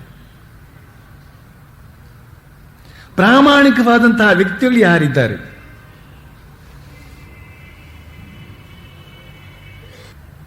ಹಣ ಮತ್ತು ಹೆಣ್ಣಿಗೆ ಸಂಬಂಧಪಟ್ಟಂತೆ ಪ್ರಾಮಾಣಿಕವಾಗಿ ವರ್ತಿಸುವಂತಹ ಜನ ಎಷ್ಟು ಜನ ಇದ್ದಾರೆ? ಯಾರನ್ನ ನಂಬಿಕೊಂಡು ಕೆಲಸ ಮಾಡೋದು? ಸನ್ಯಾಸಿ ಧರ್ಮವನ್ನು ಅವನು ಹೇಗೆ ಪಾಲಿಸೋದಕ್ಕೆ ಸಾಧ್ಯ ಆಗುತ್ತದೆ? ಕಠಿಣ ಪ್ರಸಂಗಗಳು, ಅತ್ಯಂತ ಕಠಿಣ ಪ್ರಸಂಗಗಳು. ಲೋಕ ವ್ಯವಹಾರದಲ್ಲಿ ಇದ್ದುಕೊಂಡೂ ಕೂಡ ಶುದ್ಧವಾಗಿರಬೇಕು ಅಂತಂದ್ರೆ ಇವತ್ತು ಸನ್ಯಾಸಿಗಳಿಗೇ ಕಷ್ಟವಾಗಿದೆ. ಹಾಗಿರುವಾಗ ಬಾಕಿ ಉಳಿದವರ ಗತಿ ಏನು ಅಂತ ಹೇಳ್ತಕ್ಕಂಥ ಪ್ರಶ್ನೆ ಇವತ್ತಿಗೂ ಇದೆ. ಅದು ಆದ್ರಿಂದ ಸಾರ್ವಜನಿಕರು ಜಾಗೃತರಾಗಬೇಕಾಗಿದೆ. ನಾನೊಂದು ಮಾತು ಹೇಳ್ತಾ ಇರ್ತೇನೆ. ಪುರೋಹಿತಾದಿಗಳು ಮಂತ್ರವನ್ನು ಉಚ್ಚರಿಸಿ ಮದುವೆ ಮುಂಜಿ ಮಾಡಿಸುವಾಗ ಆ ಮಂತ್ರದ ವಿಚಾರ ಕೇವಲ ಪುರೋಹಿತರಿಗೆ ಮಾತ್ರ ಗೊತ್ತಿದ್ರೆ ಸಾಲದು. ಉಪನಯನ ಮದುವೆ ಮುಂಜಿ ಮಾಡಿಸ್ತಕ್ಕಂಥ ಪಿತೃಗಳಿಗೂ ಕೂಡ ಅಲ್ಲಿರ್ತಕ್ಕಂತಹ ಬಾಕಿ ಉಳಿದಂತಹ ಸಾಮಾಜಿಕರು ಕೂಡ ಸ್ವಲ್ಪ ಸ್ವಲ್ಪ ತಿಳಿದಿರಬೇಕಾಗ್ತದೆ. ಆಗ ಈ ಪುರೋಹಿತರು ಯಾವ ಮಂತ್ರವನ್ನು ಯಾವ ರೀತಿಯಲ್ಲಿ ಉಪಯೋಗಿಸ್ತಾ ಇದ್ದಾರೆ ಅಂತ ಅನ್ನೋದೆಲ್ಲ ತಿಳ್ಕೊಳ್ಳೋಕೆ ಸಾಧ್ಯ ಆಗುತ್ತೆ. ಹಾಗೇನೇನೆ ಸನ್ಯಾಸ ಧರ್ಮದ ಬಗ್ಗೆ ಗೃಹಸ್ಥರು ತಿಳ್ಕೊಂಡಿರಬೇಕಾಗುತ್ತೆ. ಗೃಹಸ್ಥ ಧರ್ಮದ ಬಗ್ಗೆ ಸನ್ಯಾಸಿಗಳನ್ನು ತಿಳಿದಿರಲೇಬೇಕಾಗುತ್ತದೆ. ಈ ರೀತಿಯಲ್ಲಿ ಎಲ್ಲರೂ ಕೂಡ ಈ ಧರ್ಮ ಪ್ರಜ್ಞೆಯನ್ನು ಜಾಗೃತಗೊಳಿಸಿಕೊಂಡು ಅದಕ್ಕನುಸಾರವಾಗಿ ಎಚ್ಚರದಿಂದ ವರ್ತಿಸಬೇಕಾಗ್ತದೆ. ಇದೆಲ್ಲ ಕೇವಲ ಈ ಒಂದು ಮಾತಿಗಾಗಿ ಬಂತು. ನಿಜವಾದ ಸನ್ಯಾಸಿಗಳ ವಿಷಯವೇ ಬೇರೆ. ಜೇನು ಹುಳು ಹೂವನ್ನು ಬಿಟ್ಟು ಬೇರೆ ಯಾವುದರ ಮೇಲೂ ಕುಳಿತುಕೊಳ್ಳ, ಇದು ಒಂದು ಧರ್ಮವನ್ನು ಅವರು ಹೇಳಿದರು. ಇದು ಕಾಮಕ್ಕೆ ಸಂಬಂಧಪಟ್ಟಂತಹ ವಿಚಾರಕ್ಕೆ ಹೇಳಿದರು ಅವರು, ಅಷ್ಟೇನೆ. ಭೋಗಕ್ಕೆ ಸಂಬಂಧಪಟ್ಟಂತಹ ವಿಚಾರಕ್ಕೆ ಸಂಬಂಧಪಟ್ಟಂತೆ ಹೇಳಿದ್ರು, ಅಷ್ಟೇನೆ. ಹಾಗೇನೇನೆ ಎಲ್ಲವನ್ನು ಕೂಡ ನಾವು ತಿಳಿದು ವರ್ತಿಸಬೇಕಾಗ್ತದೆ ಅಂತನ್ನೋದು ಅಲ್ಲಿ ಅಂತರ್ಗತವಾದಂತಹ ವಿಚಾರ. ಬಳಿಕ ಮುಂದುವರಿಸಿ ಹೇಳ್ತಾರೆ, ಬೇರೆ ವಿಷಯಕ್ಕೆ ಬರ್ತಾರೆ. ನೀವು ಇಷ್ಟೊಂದು ಶ್ರಮವಹಿಸಿ ಇಲ್ಲಿಗೆ ಬಂದಿದ್ದೀರಿ, ನೀವು ಭಗವಂತನಿಗಾಗಿ ಹುಡುಕ್ತಾ ಇರಬೇಕು. ಎಲ್ಲರೂ ತೋಟ ನೋಡಿಯೇ ತುಷ್ಟರಾಗಿ ಬಿಡ್ತಾರೆ. ಎಲ್ಲೋ ಒಬ್ಬಿಬ್ಬರು ತೋಟದ ಯಜಮಾನನನ್ನು ನೋಡೋದಕ್ಕೆ ಪ್ರಯತ್ನ ಪಡ್ತಾರೆ. ಜನರು ಈ ಜಗತ್ತಿನ ಸೌಂದರ್ಯದಲ್ಲೇ ಮಗ್ನರಾಗಿ ಬಿಡ್ತಾರೆ, ಇದರ ಕರ್ತನಿಗಾಗಿ ಹುಡುಕೋದಿಲ್ಲ. ಇಷ್ಟು ಮಾತನ್ನ ಈಗ ಹೇಳ್ತಾ ಇದ್ದಾರೆ. ಮೊದಲನೇದಾಗಿ ಅವರೇನು ಹೇಳಿದ್ರು, ಅಲ್ಲಿ ಬಂದಂತಹ ಭಕ್ತರನ್ನು ಉದ್ದೇಶಿಸಿ ಹೇಳಿದ್ರು, ನೀವೆಲ್ಲ ಬಹಳ ಕಷ್ಟಪಟ್ಟುಕೊಂಡು ಬೇರೆ ಬೇರೆ ಊರಿನಿಂದ ದೂರದಿಂದ ಬಂದಿದ್ದೀರಿ ಅಂತ. ಆ ಮಾತು ಇವತ್ತಿಗೂ ಕೂಡ ಅನ್ವಯಿಸ್ತದೆ. ಇಲ್ಲಿಗೆ ಬಂದಿರತಕ್ಕಂತಹ ನಿಮ್ಮಲ್ಲಿ ಎಷ್ಟೋ ಜನ ಬಹಳ ದೂರದಿಂದ, ಇವತ್ತಿನ ಟ್ರಾಫಿಕ್ ಪ್ರಾಬ್ಲಮ್ ಎಷ್ಟಿದೆ, ಅಂತಹ ಕಷ್ಟಗಳನ್ನೆಲ್ಲ ಸಹಿಸಿಕೊಂಡು ಕೂಡ ಬಂದಿದ್ದೀರಿ. ಹಾಗೆ ನಿನ್ನೆ ಅವತ್ತು ಕೂಡ ಬಂದಿದ್ದಾರೆ. ಅವರನ್ನು ಉದ್ದೇಶಿಸಿ ಶ್ರೀರಾಮಕೃಷ್ಣ ಹೇಳ್ತಾ ಇದ್ದಾರೆ, ನೀವೆಲ್ಲ ಶ್ರಮವಹಿಸಿ ಇಲ್ಲಿಗೆ ಬಂದಿದ್ದೀರಿ. ಹಾಗೆ ಶ್ರಮವಹಿಸಿ ಬರೋದು ಕಾರಣ ಏನಿರಬಹುದು, ನೀವು ಭಗವಂತನಿಗಾಗಿ ಹುಡುಕ್ತಾ ಇರಬೇಕು. ನನ್ನ ಬಳಿಗೆ ನೀವು ಬರಬೇಕಾದ್ರೆ ನೀವು ಭಗವಂತ ಬೇಕು ಅಂತ ಹೇಳ್ತಕ್ಕಂಥ ಒಂದು ಬಯಕೆ ನಿಮ್ಮ ಅಂತರಂಗದಲ್ಲಿ ಜಾಗೃತವಾಗಿರಲೇಬೇಕು. ಬಾಕಿ ಉಳಿದವರೆಲ್ಲ ತೋಟ ನೋಡಿಯೇ ತುಷ್ಟರಾಗಿ ಬಿಡ್ತಾರೆ, ಸಂತುಷ್ಟರಾಗಿ ಬಿಡ್ತಾರೆ. ಎಲ್ಲೋ ಒಬ್ಬಿಬ್ಬರು ತೋಟದ ಯಜಮಾನನನ್ನು ನೋಡೋದಕ್ಕೆ ಪ್ರಯತ್ನ ಪಡ್ತಾರೆ. ಜನರು ಈ ಜಗತ್ತಿನ ಸೌಂದರ್ಯದಲ್ಲೇ ಮಗ್ನರಾಗಿ ಬಿಡ್ತಾರೆ, ಇದರ ಕರ್ತನಿಗಾಗಿ ಹುಡುಕೋದಿಲ್ಲ. ಅಂದ್ರೆ ಆ ಬಂದಂತಹ ಭಕ್ತರ ಗುಣಗಾನವನ್ನ ಈ ಒಂದು ಉದಾಹರಣೆಯ ಮೂಲಕ ಮಾಡ್ತಾ ಇದ್ದಾರೆ. ಭಗವಂತ ಅಂದ್ರೆ ಈ ಸೃಷ್ಟಿಕರ್ತ, ತೋಟದ ಯಜಮಾನ. ತೋಟ ಅತ್ಯಂತ ಸುಂದರವಾಗಿರುತ್ತದೆ. ಬಗೆ ಬಗೆಯ ಪುಷ್ಪಗಳಿಂದ, ಬಗೆ ಬಗೆಯ ವೃಕ್ಷಗಳಿಂದ, ಬಗೆ ಬಗೆಯ ಹಣ್ಣುಗಳನ್ನು ಕೊಡ್ತಕ್ಕಂಥ ವೃಕ್ಷಗಳಿಂದ ಕೂಡಿರ್ತದೆ ಅದು. ಅದನ್ನು ನೋಡೋದಕ್ಕೆ ಎಲ್ಲರೂ ಇಷ್ಟಪಡ್ತಾರೆ ವಿನ ಇದನ್ನು ಯಾರು ಮಾಡಿದ್ರು, ಈ ತೋಟದ ಯಜಮಾನ ಯಾರು ಅಂತ ಯಾರು ಹುಡ್ಕೋದಕ್ಕೆ ಹೋಗೋದಿಲ್ಲ.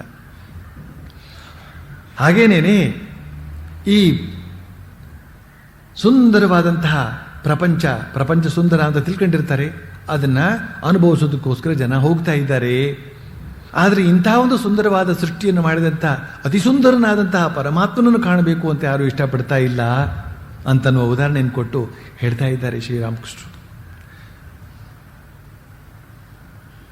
ಶ್ರೀರಾಮಕೃಷ್ಣರು ಆ ಭಕ್ತರಿಗಲ್ಲಿ ಹೇಳಿದ್ರೆ ಅವರು ಅಂದು ಹೇಳಿದಂತಹ ಮಾತು ಇಂದು ನಿಮಗೂ ಕೂಡ ಅನ್ವಯಿಸ್ತದೆ ಅಂತ ಬಹಳ ತಿಳ್ಕೊಳ್ಬೇಕಾದಂತಹ ವಿಚಾರ. ಬಳಿಕ ಅವತ್ತು ಭಜನೆ ಮಾಡೋದಕ್ಕೋಸ್ಕರ ಬಂದಂತಹ ಗಾಯಕನನ್ನು ತೋರಿಸಿ ಹೇಳ್ತಾರೆ, ಈತ ಸ್ವಲ್ಪ ಹೊತ್ತಿನ ಹಿಂದೆ ಷಟ್ಚಕ್ರಗಳ ಹಾಡನ್ನು ಹಾಡಿದ. ಅದು ಯೋಗದ ಸಂಬಂಧವಾಗಿ ವರ್ಣಿಸ್ತದೆ. ಯೋಗಗಳಲ್ಲಿ ಹಠಯೋಗ ಮತ್ತು ರಾಜಯೋಗ ಎಂಬ 2 ಯೋಗಗಳಿವೆ. ಹಠಯೋಗಿ ಈ ಶರೀರಕ್ಕೆ ಅನೇಕ ಬಗೆಯ ಕಸರತ್ ಕೊಡ್ತಾನೆ. ಆತನ ಉದ್ದೇಶ ಸಿದ್ಧಿ, ದೀರ್ಘಾಯಸ್ಸು. ಅಷ್ಟಸಿದ್ಧಿ ಇವೇ ಮೊದಲಾದವನ್ನು ಪಡೆದುಕೊಳ್ಳಬೇಕು ಅಂತನೋ ಉದ್ದೇಶದಿಂದ ಸಾಧನೆಯಲ್ಲಿ ತೊಡಗುತ್ತಾನೆ ಆತ. ಆದರೆ ರಾಜಯೋಗದ ಉದ್ದೇಶ ಭಕ್ತಿ, ಪ್ರೇಮ, ಜ್ಞಾನ, ವೈರಾಗ್ಯ ಇವನ್ನು ಪಡೆದುಕೊಳ್ಳುವಂತಹದ್ದು. ಇವೆರಡರಲ್ಲಿ ರಾಜಯೋಗವೇ ಮೇಲು.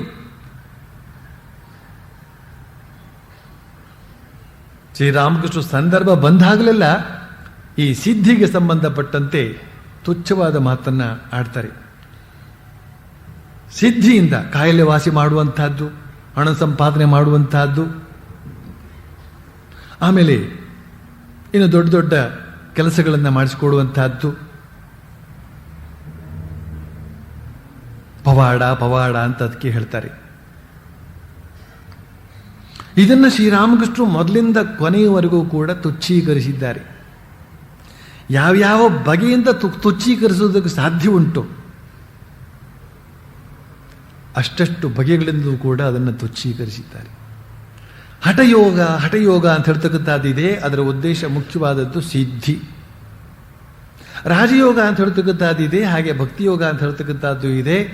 ಈ ಥರ ಎಲ್ಲ ಯೋಗಗಳು ಶುದ್ಧಿಗೋಸ್ಕರ, ಅಂತಃಶುದ್ಧಿಗೋಸ್ಕರ, ಶುದ್ಧವಾದ ಭಕ್ತಿಗೋಸ್ಕರ, ಶುದ್ಧವಾದ ಪ್ರೇಮಕ್ಕೋಸ್ಕರ, ಶುದ್ಧವಾದ ಜ್ಞಾನಕ್ಕೋಸ್ಕರ ಅವು ಕೆಲಸ ಮಾಡುತ್ತವೆ. ರಾಜಯೋಗದಿಂದ ದೊರಕತಕ್ಕಂತಹದ್ದು ಶುದ್ಧ ಭಕ್ತಿ. ಒಬ್ಬ ಮನುಷ್ಯ ಪುಟ್ಟ ಮಗುವಿನೋಪಾದಿಯಲ್ಲಿ ಶುದ್ಧನಾಗಿದ್ದರೆ ಆ ಮನುಷ್ಯ ಎಲ್ಲರಿಗೂ ಎಷ್ಟು ಪ್ರಿಯನಾಗುತ್ತಾನೆ ಅಂತ ಅನ್ನೋದನ್ನು ನಾವು ಭಾವಿಸಿ ನೋಡಬೇಕು. ನಿಷ್ಕಪಟವಾದಂತಹ ಹೃದಯ ಇರತಕ್ಕಂತಹ ವ್ಯಕ್ತಿಗಳ ಸಂಪರ್ಕ ಮಾಡಬೇಕು. ಕಷ್ಟಪಟ್ಟಾದರೂ ಅವರು ಸಂಪರ್ಕ ಮಾಡಬೇಕು. ಅತ್ಯಂತ ನಿಷ್ಕಪಟ ಹೃದಯದ ವ್ಯಕ್ತಿಗಳ ಸಂಪರ್ಕ ಮಾಡಬೇಕು. ಆಗ ಮಾತ್ರವೇ ಶ್ರೀರಾಮಕೃಷ್ಣರು ಈ ಶುದ್ಧ ಭಕ್ತಿ, ಶುದ್ಧ ವೈರಾಗ್ಯ ಅಂತ ಹೇಳ್ತಕ್ಕಂಥ ಮಾತನ್ನ ಅವನು ಯಾಕೆ ಒತ್ತಿ ಹೇಳ್ತಾ ಇದ್ದಾರೆ ಅಂತನ್ನೋದರ ಒಂದು ಸೂಕ್ಷ್ಮ ಪರಿಚಯ ನಿಮಗೆ ಆದೀತು. ಬಳಿಕ ಮುಂದುವರಿಸ್ತಾ ಹೇಳ್ತಾರೆ ಇನ್ನೊಂದು ಮಾತದು. ವೇದಾಂತದ ಸಪ್ತಭೂಮಿಕೆಗಳಿಗೂ ಯೋಗಶಾಸ್ತ್ರದ ಷಟ್ಚಕ್ರಗಳಿಗೂ ಬಹಳ ಹೊಂದಿಕೆ ಇದೆ. ವೇದಾಂತದ ಮೊದಲ 3 ಭೂಮಿಕೆಗಳೇ ಯೋಗದ ಮೂಲಾಧಾರ, ಸ್ವಾಧಿಷ್ಠಾನ, ಮಣಿಪುರ ಚಕ್ರಗಳು. ಸಾಮಾನ್ಯರ ಮನಸ್ಸು ಈ 3 ಭೂಮಿಕೆಗಳಲ್ಲಿ ಎಂದರೆ ಗುದ, ಲಿಂಗ, ನಾಭಿ ಇವುಗಳಲ್ಲಿ ನೆಲೆಸಿರುತ್ತದೆ. ಮನಸ್ಸು ಚತುರ್ಥ ಭೂಮಿಕೆಗೆ ಅಂದರೆ ಅನಾಹತ ಪದ್ಮಚಕ್ರಕ್ಕೆ ಹತ್ತಿತ್ತು ಅಂತಂದ್ರೆ ಜೀವಾತ್ಮ ದೀಪದ ಶಿಖೆಯ ಹಾಗೆ ಕಾಣಬರುತ್ತದೆ. ಇದು ಅಲ್ಲದೆ ಅದಕ್ಕೆ ಜ್ಯೋತಿರ್ದರ್ಶನವೂ ಆಗುತ್ತದೆ. ಆಗ ಆ ಸಾಧಕ ವಿಸ್ಮಿತನಾಗಿ ಹೇಳ್ತಾನೆ, ಆಹಾ ಆಹಾ ಏನಿದು, ಆಹಾ ಏನಿದು ಅಂತ. 5ನೆಯ ಭೂಮಿಕೆಗೆ ಮನಸ್ಸು ಹತ್ತಿದಾಗ ಕೇವಲ ಭಗವತ್ ಕಥೆ ಕೇಳುವುದಕ್ಕೆ ಮಾತ್ರ ಇಚ್ಛೆಯಾಗುತ್ತದೆ. ಇದೇ ಯೋಗದ ವಿಶುದ್ಧ ಚಕ್ರ. 6ನೆಯ ಭೂಮಿಕೆ ಮತ್ತು ಆಜ್ಞಾಚಕ್ರ ಎಂಬವು 2 ಒಂದೇ.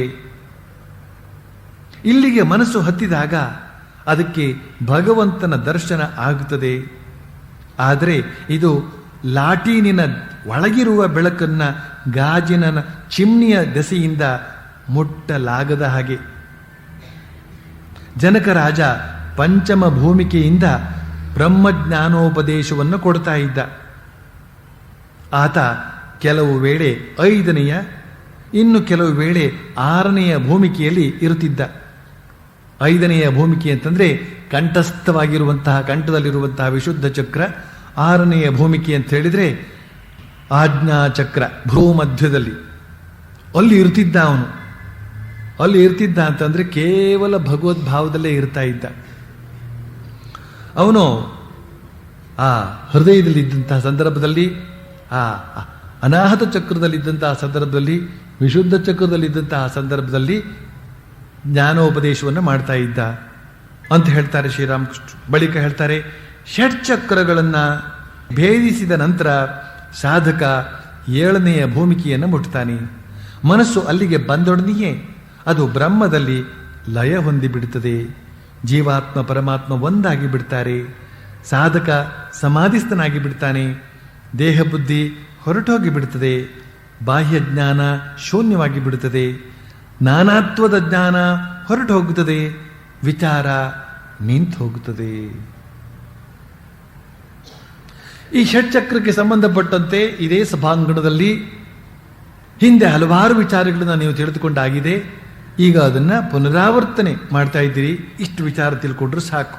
ಶ್ರೀರಾಮಕೃಷ್ಣ ಹೇಳಿದಂತೆ ಸಾಧಕ ಸಮಾಧಿಸ್ಥನಾಗಿ ಬಿಡ್ತಾನೆ, ಜೀವಾತ್ಮ ಪರಮಾತ್ಮ ಒಂದಾಗಿ ಬಿಡ್ತದೆ, ದೇಹ ಬುದ್ಧಿ ಹೊರಟೋಗಿ ಬಿಡ್ತದೆ ಅಂತ. ಅಲ್ಲಿಯವರೆಗೆ ಮನುಷ್ಯ ಸಾಧನೆ ಮಾಡಬೇಕಾಗಿದೆ ಅಂತ ನಾವು ತಿಳ್ಕೊಂಡ್ರೆ ಸಾಕು. ಏನೋ ಯತ್ಕಿಂಚಿತ್ ಅನುಭವ ಆದ ಮಾತ್ರಕ್ಕೆ ಬಹಳ ದೊಡ್ಡದಾಯಿತು ಅಂಥೇಳಿ ಅಲ್ಲಿಗೆ ನಿಲ್ಲಬಾರದು, ಮುಂದಕ್ಕೆ ಹೋಗಬೇಕು ಅಂತ ಅನ್ನೋದನ್ನು ನಾವು ಈ ಮಾತಿನ ಮೂಲಕ ತಿಳ್ಕೊಂಡ್ರೆ ಸಾಕು. ಬಳಿಕ ತ್ರೈಲಿಂಗ ಸ್ವಾಮಿಯ ಕಥೆಯನ್ನು ಹೇಳ್ತಾ, ತ್ರೈಲಿಂಗ ಸ್ವಾಮಿ ಒಮ್ಮೆ ಹೇಳಿದರು, ವಿಚಾರದ ದೆಸೆಯಿಂದ ಅನೇಕದ ಬೋಧೆ, ನಾನಾತ್ವದ ಬೋಧೆ ಆಗ್ತದೆ ಅಂತ. ಸಮಾಧಿ ದೊರೆತ 21 ದಿನಗಳ ಒಳಗಾಗಿ ದೇಹ ತ್ಯಾಗವಾಗಿ ಬಿಡುತ್ತದೆ. ಆದರೆ ಕುಂಡಲಿನಿ ಜಾಗೃತಗೊಳ್ಳದ ಹೊರತು ಆತ್ಮ ಜಾಗೃತಿ ಉಂಟಾಗುವುದಿಲ್ಲ. ಇದನ್ನ ಶ್ರೀರಾಮಕೃಷ್ಣರು ಕೊನೆಯ ಮಾತಾಗಿ ಹೇಳ್ತಾ ಇದ್ದಾರೆ. ಮೊದಲನೇದಾಗಿ ತ್ರೈಲಿಂಗ ಸ್ವಾಮಿ ಬನಾರಸ್, ಕಾಶಿ, ವಾರಾಣಸಿ ಅಲ್ಲಿ ವಾಸವಾಗಿದ್ದಂತಹ ಸಾಕ್ಷಾತ್ ಶಿವನೇ ಆಗಿದ್ದಂತಹ ತ್ರೈಲಿಂಗ ಸ್ವಾಮಿ, ಶಿವನ ಅವತಾರ ಅಂತ ಹೇಳ್ತಕ್ಕಂತಹ ಒಂದು ನಂಬಿಕೆ ಅವತ್ತು. ಶ್ರೀರಾಮಕೃಷ್ಣರು ಕೂಡ ಅವರ ಜ್ಞಾನವನ್ನು ವಿಶೇಷವಾಗಿ ಮೆಚ್ಚಿಕೊಂಡಿದ್ರು. ಅಂತಹ ತ್ರೈಲಿಂಗ ಸ್ವಾಮಿ ಸಂಜ್ಞೆಯ ಮೂಲಕ ಹೇಳ್ತಾರೆ, ಎಲ್ಲ ಅನೇಕ, ಒಂದಲ್ಲ ಹಲವು ಇದೆ ಅಂತ ಹೇಳ್ತಕ್ಕಂಥ ಜ್ಞಾನ ಬಂದಾಗ ಅದು ಜಗತ್ತು, ನಾನಾತ್ವದ ಬೋಧೆ ಉಂಟಾಗುತ್ತದೆ ಆಗ. ಆದರೆ ಅದೆಲ್ಲ ಉಂಟಾಗೋದು ವಿಚಾರದ ದೆಸೆಯಿಂದ. ಆಲೋಚನೆ ಮಾಡ್ತಾ ಹೋಯಿತು ಅಂತಂದ್ರೆ ಹಾಗೆ ಹಲವಾರು ಬಗೆಯಾಗಿ ಕಾಣಬಹುದು. ಆದರೆ ಮನಸ್ಸನ್ನು ಒಂದೇ ಕಡೆ ನಿಲ್ಲಿಸಿದಾಗ, ಅಂದ್ರೆ ಸಮಾಧಿ ಸ್ಥಿತಿಯಲ್ಲಿ, ಅಂದ್ರೆ 12 ವರ್ಷವೋ 24 ವರ್ಷವೋ ಸಾಧನೆ ಮಾಡಿದ ನಂತರ ನಿಲ್ತದಲ್ಲ, ಹಾಗೆ ನಿಂತಾಗ ಸುಮ್ಮನೆ ಈಗ ನನ್ನ ಮನಸ್ಸು ನಿಂತಿತ್ತು ಅಂತ ಅಂದ್ಕೊಂಡು ಸಾಲದು. ಹಾಗೆ ಸಾಧನೆಯ ಮೂಲಕ ಸಮಾಧಿಸ್ಥವಾದಂತಹ ಮನಸ್ಸಿನಲ್ಲಿ ವಿಚಾರ ಅಂತ ಹೇಳ್ತಕ್ಕಂಥದ್ದು ಅಡಗಿ ಹೋಗ್ತದೆ, ನಾನಾತ್ವದ ಪರಿಜ್ಞಾನ ಅಂತ ಹೇಳ್ತಕ್ಕಂಥದ್ದು ಅಡಗಿ ಹೋಗ್ತದೆ, ಎಲ್ಲವೂ ಒಂದೇ ಅಂತ ಹೇಳ್ತಕ್ಕಂಥ ಅನುಭವ ಆಗುತ್ತದೆ. ಮನುಷ್ಯರೆಲ್ಲರೂ ಕೂಡ ಅದೇ ಚಿನ್ಮಯ ಅಂತ ಹೇಳ್ತಕ್ಕಂತಹದ್ದು, ಅದೇ ಜ್ಯೋತಿರ್ಮಯ ಕಿಡಿಗಳು ಅಂತ ಹೇಳ್ತಕ್ಕಂತಹದ್ದು, ಅವರೆಲ್ಲರೂ ಕೂಡ ಅಮೃತ ಪುತ್ರರು ಅಂತ ಹೇಳ್ತಕ್ಕಂತಹದ್ದು ಅನುಭವಕ್ಕೆ ಬರ್ತದೆ. ಅಲ್ಲಿವರೆಗೆ ಮಾತು ಬೇರೆ, ಅನುಭವ ಬೇರೆ. ಸ್ವಾಮಿ ವಿವೇಕಾನಂದರು ಯಾವುದನ್ನ ಗುಡುಗ್ತಾರೋ, ಶೃಣ್ವಂತು ವಿಶ್ವೇ ಅಮೃತಸ್ಯ ಪುತ್ರಾಹ, ಓ ಜನರೇ ಕೇಳಿ, ನೀವೆಲ್ಲರೂ ಕೂಡ ಅಮೃತ ಪುತ್ರರು ಅಂತ ತಿಳಿದುಕೊಂಡು ನಮ್ಮ ಈಗಿನ ವ್ಯವಹಾರವನ್ನೆಲ್ಲ ಬಿಟ್ಟು ಬೇರೆ ರೀತಿಯಲ್ಲಿ ಇರೋದಕ್ಕೆ ಸಾಧ್ಯ ಇಲ್ಲ. ಈಗಿನ ವ್ಯವಹಾರವನ್ನು ಹೀಗೆ ಇಟ್ಕೊಂಡಿರ್ಬೇಕಾಗುತ್ತೆ. ಈ ವ್ಯವಹಾರದಲ್ಲೇ ಇದ್ಕೊಂಡು ಸಾಧನೆಗೆ ತೊಡಗಿ ಆಮೇಲೆ ಆ ಅಮೃತತ್ವವನ್ನು ಅನುಭವಕ್ಕೆ ತಂದುಕೊಳ್ಬೇಕು. ಯಾರೇ ಆಗಲಿ ಉಪನಿಷತ್ ವಾಕ್ಯನ ಹೇಳಿದ ತಕ್ಷಣವೇ ಹೇಳಿದವರು ಋಷಿಗಳಾಗುವುದಿಲ್ಲ, ಕೇಳಿದವರು ಋಷಿಗಳಾಗೋದಿಲ್ಲ. ಇದನ್ನು ಮತ್ತೆ ನಾವು ಮನನ ಮಾಡಬೇಕಾಗುತ್ತೆ. ಯಾಕಂತ ಹೇಳಿದ್ರೆ, ಕೇವಲ ತನಗೆ ಇಷ್ಟೊಂದು ಮಾತು ಹೇಳೋದಕ್ಕೆ ಬರುತ್ತೆ ಅಂತಲೇ ತನ್ನನ್ನು ತಾನು ಋಷಿ ಅಂತ ತಿಳಿದುಕೊಂಡಂಥ ವ್ಯಕ್ತಿಗಳುಂಟು. ಅವರಿಂದ ಅವರಿಗೂ ತೊಂದರೆ ಆಗಿದೆ, ಅವರಿಂದ ಇತರರಿಗೂ ತೊಂದರೆ ಆಗಿದೆ. ಅದಕ್ಕೋಸ್ಕರ ನಾನು ಈ ಮಾತನ್ನು ಹೇಳ್ತೇನೆ. ಇಂತಿಂಥವ್ರ ಜೊತೆಲೆಲ್ಲ ಬೆರೆತಾಗ ನನ್ನಿಂದ ಈ ಮಾತುಗಳೆಲ್ಲ ಬರ್ತಾ ಇರುತ್ತವೆ. ನಾನೇನು ಮಾಡಲಿ? ಸಾಧನೆ ಆಗದೇನೆ, ಸರಿಯಾದ ಒಂದು ಬೆಲೆಯನ್ನು ಕೊಡದೇನೆ ಆ ಅಮೂಲ್ಯವಾದಂತಹದ್ದು, ಸರಿಯಾದ ಮೂಲ್ಯವನ್ನು ಕೊಡದೇನೆ ಆ ಅಮೂಲ್ಯವಾದಂತಹದ್ದು ಪ್ರಾಪ್ತವಾಗೋದಿಲ್ಲ. ಅದಕ್ಕೆ ಶ್ರೀರಾಮಕೃಷ್ಣ ಕೊನೆಯಲ್ಲಿ ಒಂದು ಮಾತು ಹೇಳಿದ್ರು, ಕುಂಡಲಿನಿ ಜಾಗೃತಗೊಳ್ಳದ ಹೊರತು ಆತ್ಮ ಜಾಗೃತಿ ಉಂಟಾಗುವುದಿಲ್ಲ. ಕುಂಡಲಿನಿ ಶಕ್ತಿ ಅಂತ ಹೇಳಿದ್ರೆ, ನೀವೆಲ್ಲರೂ ಚೆನ್ನಾಗಿ ತಿಳಿದುಕೊಂಡಿರುವಂತೆ ನಮ್ಮ ಬೆನ್ನ ಹುರಿಯಲ್ಲಿ ಅತ್ಯಂತ ಕೆಳಗಿರುವಂತಹ ತುದಿಯಲ್ಲಿ, ಬೆನ್ನ ಮೂಳೆಯ ಕೆಳ ತುದಿಯಲ್ಲಿ ಇರುವಂತಹ ಮೂಲಾಧಾರ ಕೇಂದ್ರದಲ್ಲಿ ಸುಪ್ತವಾಗಿರುವಂತಹ ಅನಂತ ಶಕ್ತಿ, ಅದು ಸಾಮಾನ್ಯ ಶಕ್ತಿ ಅಲ್ಲ, ಅದು ಅನಂತ ಶಕ್ತಿ. ಆ ಶಕ್ತಿ ಜಾಗೃತವಾದಾಗ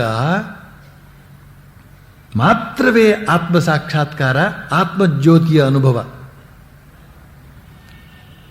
ಹಾಗಾದ್ರೆ ಆ ಮೂಲಾಧಾರ ಚಕ್ರವನ್ನ ಬಡಿದೆಬ್ಬಿಸಿ ಅಲ್ಲಿರ್ತಕ್ಕಂಥ ಕುಂಡಲಿನಿ ಶಕ್ತಿಯನ್ನು ಜಾಗೃತಗೊಳಿಸುವುದು ಹೇಗೆ, ಇವತ್ತೇ ಮಾಡ್ಕೊಂಡು ಬಿಡೋಣ ಅಂತ ಉತ್ಸಾಹದಿಂದ ಕೆಲವರು ಬರುವವರಿದ್ದಾರೆ ನನ್ನ ಬಳಿಗೆ. ನಂದು ಒಂದು ಆಗಬೇಕಾಗಿದೆ ಸ್ವಾಮೀಜಿ ಅಂತ, ನಂದು ಒಂದು ಜಾಗೃತಿ ಆಗಬೇಕಾಗಿದೆ ಅಂತ. ಅವ್ರದ್ದೆಲ್ಲ ಆಗೋಗಿದೆ, ಬಾಕಿ ಉಳಿದವ್ರದ್ದೆಲ್ಲ ಆಗೋಗಿದೆ. ಬಹಳ ಎಚ್ಚರ. ಸ್ವಾಮಿ ಯತೀಶ್ವರಾನಂದಜಿಯವರು ಮೆಡಿಟೇಷನ್ ಅಂಡ್ ಸ್ಪಿರಿಚುವಲ್ ಲೈಫ್ ಅಂತ ಹೇಳ್ತಕ್ಕಂಥ ಪುಸ್ತಕದಲ್ಲಿ ಎಚ್ಚರದ ಮಾತನ್ನು ಬಹಳಷ್ಟು ಹೇಳ್ತಾ ಇರ್ತಾರೆ. ಆ ಕುಂಡಲಿನಿ ಶಕ್ತಿಯನ್ನು ಸರ್ಪ ಸರ್ಪ ಅಂತ ಚಿತ್ರಿಸಲಾಗುತ್ತದೆ. ಸರ್ಪಕ್ಕೆ ಅದ್ಭುತವಾದ ಶಕ್ತಿ, ಅದು ಕೂಡ ಸರ್ಪದೋಪಾದಿಯಲ್ಲಿ ಮೇಲುಗಡೆ ಏರ್ತಾ ಇರ್ತದೆ. ಅದರಿಂದ ಅದನ್ನು ಕೂಡ ಸರ್ಪ ಅಂತ ಚಿತ್ರಿಸಲಾಗಿದೆ ಸಾಂಕೇತಿಕವಾಗಿ. ಅನಂತ ಶಯನ, ಅನಂತ ಅಂದ್ರೆ ನಾಗ, ಸರ್ಪ. ಆ ಸರ್ಪದ ಮೇಲೆಯೇ ಪರಮಾತ್ಮ ಇರತಕ್ಕಂಥದ್ದು, ಪರಮಾತ್ಮನ ಕುಂಡಲಿನಿ ಶಕ್ತಿ ಅಂತ ಹೇಳ್ತಕ್ಕಂಥದ್ದು ಸದಾ ಜಾಗೃತವಾಗಿರ್ತದೆ ಅಂತನ್ನುವ ಕಾರಣದಿಂದ ಆ ಕುಂಡಲಿನಿ ಶಕ್ತಿಯ ಮೇಲೇನೇ ಅವನು ಮಲ್ಕೊಂಡಿರ್ತಾನೆ ಅಂತ ಅನ್ನೋದು ರೀತಿಯಲ್ಲೇ ಎಲ್ಲ ತೋರಿಸಿರ್ತಾರೆ. ಬಹಳ ಅರ್ಥಪೂರ್ಣವಾದಂತಹ ಚಿತ್ರಗಳವೆಲ್ಲ. ಆದರೆ ಸಾಮಾನ್ಯ ಮಾನವರಲ್ಲಿ ಆ ಕುಂಡಲಿನಿ ಶಕ್ತಿ ಅಂತ ಹೇಳ್ತಕ್ಕಂಥದ್ದು ಮಲಗಿಕೊಂಡಿರುತ್ತದೆ. ಅದನ್ನ ಸಹಜವಾದ ರೀತಿಯಲ್ಲಿ ಮೇಲೇರಿಸಬೇಕು ಅಂತ ಹೇಳುವ ಮಾತನ್ನ, ಎಚ್ಚರಿಕೆಯನ್ನ ಇವತ್ತು ನಾನು ಈ ಸಭಾಂಗಣದಲ್ಲಿ ಕೊಡೋದಕ್ಕೆ ಇಷ್ಟಪಡ್ತೇನೆ. ಯಾರೂ ಕೂಡ ಅದನ್ನು ಒತ್ತಾಯದಿಂದ, ತಿಣುಕಾಟದಿಂದ ಮೇಲೇರಿಸಲೇಬಾರದು. ಶರೀರ ಶುದ್ಧಿ, ಮನಃಶುದ್ಧಿ ಇವುಗಳನ್ನು ಸಂಪೂರ್ಣ ಮಾಡಿಕೊಂಡ ಮೇಲೆ ಅದು ತನ್ನಷ್ಟಕ್ಕೆ ಮೇಲೆ ಇರ್ತದೆ. ಶರೀರ ಶುದ್ಧಿ, ಮನಃಶುದ್ಧಿ. ಶರೀರ ಮನಸ್ಸುಗಳು ಎರಡೂ ಕೂಡ ರಾಜಯೋಗದಲ್ಲಿ ಹೇಳಿರುವಂತೆ ಅಹಿಂಸಾ, ಸತ್ಯ, ಅಸ್ಥೇಯ, ಬ್ರಹ್ಮಚರ್ಯ, ಪರಿಗ್ರಹ, ಶೌಚ, ಸಂತೋಷ, ತಪಸ್ಸು, ಸ್ವಾಧ್ಯಾಯ, ಈಶ್ವರ ಪ್ರಣಿಧಾನ, ಈ 10 ವಿಚಾರಗಳಲ್ಲಿ ಒಂದು ಪರಿಪೂರ್ಣತೆಯನ್ನು ಮುಟ್ಟಿರಬೇಕಾಗುತ್ತದೆ. ಅದನ್ನು ವಿವರಿಸ್ತಾ ಹೋಯ್ತು ಅಂತಂದ್ರೆ 4 ಉಪನ್ಯಾಸಗಳು, 10 ಉಪನ್ಯಾಸಗಳು ಮಾಡಬೇಕಾಗುತ್ತೆ ನಾನು. ಯಾಕೆಂತಂದ್ರೆ ಅಷ್ಟು ವರ್ಷಗಳ ಜೀವನವನ್ನು ನಾನು ಬದುಕಿದ್ದಲ್ವಾ, ಬರೀ ಪುಸ್ತಕ ಓದಿದ್ದು ಮಾತ್ರ ಅಲ್ವಲ್ಲ. ಜೀವನದಲ್ಲಿ 24 ಗಂಟೆಗಳಿವೆ, ಒಂದೊಂದು ದಿನಕ್ಕೆ 24 ಗಂಟೆಗಳಿವೆ. ಆ 24 ಗಂಟೆಗಳಲ್ಲಿಯೂ ಕೂಡ ನಮ್ಮ ಮನಸ್ಸು ಹೇಗೆ ವರ್ತಿಸ್ತದೆ ಅಂತ ಹೇಳ್ತಕ್ಕಂಥ ಅಂಶ ಅಡಗಿದೆ. 24 ಗಂಟೆಗಳಲ್ಲಿಯೂ ಕೂಡ ಈ ಮನಸ್ಸು ಬಗೆ ಬಗೆಯಾಗಿ ವರ್ತಿಸ್ತಾ ಇರ್ತದೆ. ಆ ಮನಸ್ಸನ್ನೆಲ್ಲ ಹೇಗೆ ಹತೋಟಿಗೆ ತಂದುಕೊಳ್ಳಬೇಕು, ಹೇಗೆ ಏಕತ್ರಗೊಳಿಸಿಕೊಳ್ಳಬೇಕು, ಎಷ್ಟು ವರ್ಷಗಳು ಬೇಕು ಅದಕ್ಕೆ. ಕೆಲವು ಪ್ರಾಮಾಣಿಕವಾದಂತಹ ಸಾಧಕರಿಗೆ ನಾನು ಹೇಳ್ತಾ ಇರ್ತೀನಿ, ಸ್ವಲ್ಪ ಬರವಣಿಗೆ ಅಂದರೆ ವಿದ್ಯಾಭ್ಯಾಸ ಮಾಡಿದಂತಹ ಸಾಧಕರಿಗೆ ನಾನು ಹೇಳ್ತೀನಿ, ಡೈರಿ ಬರೀರಿ ಅಂತ.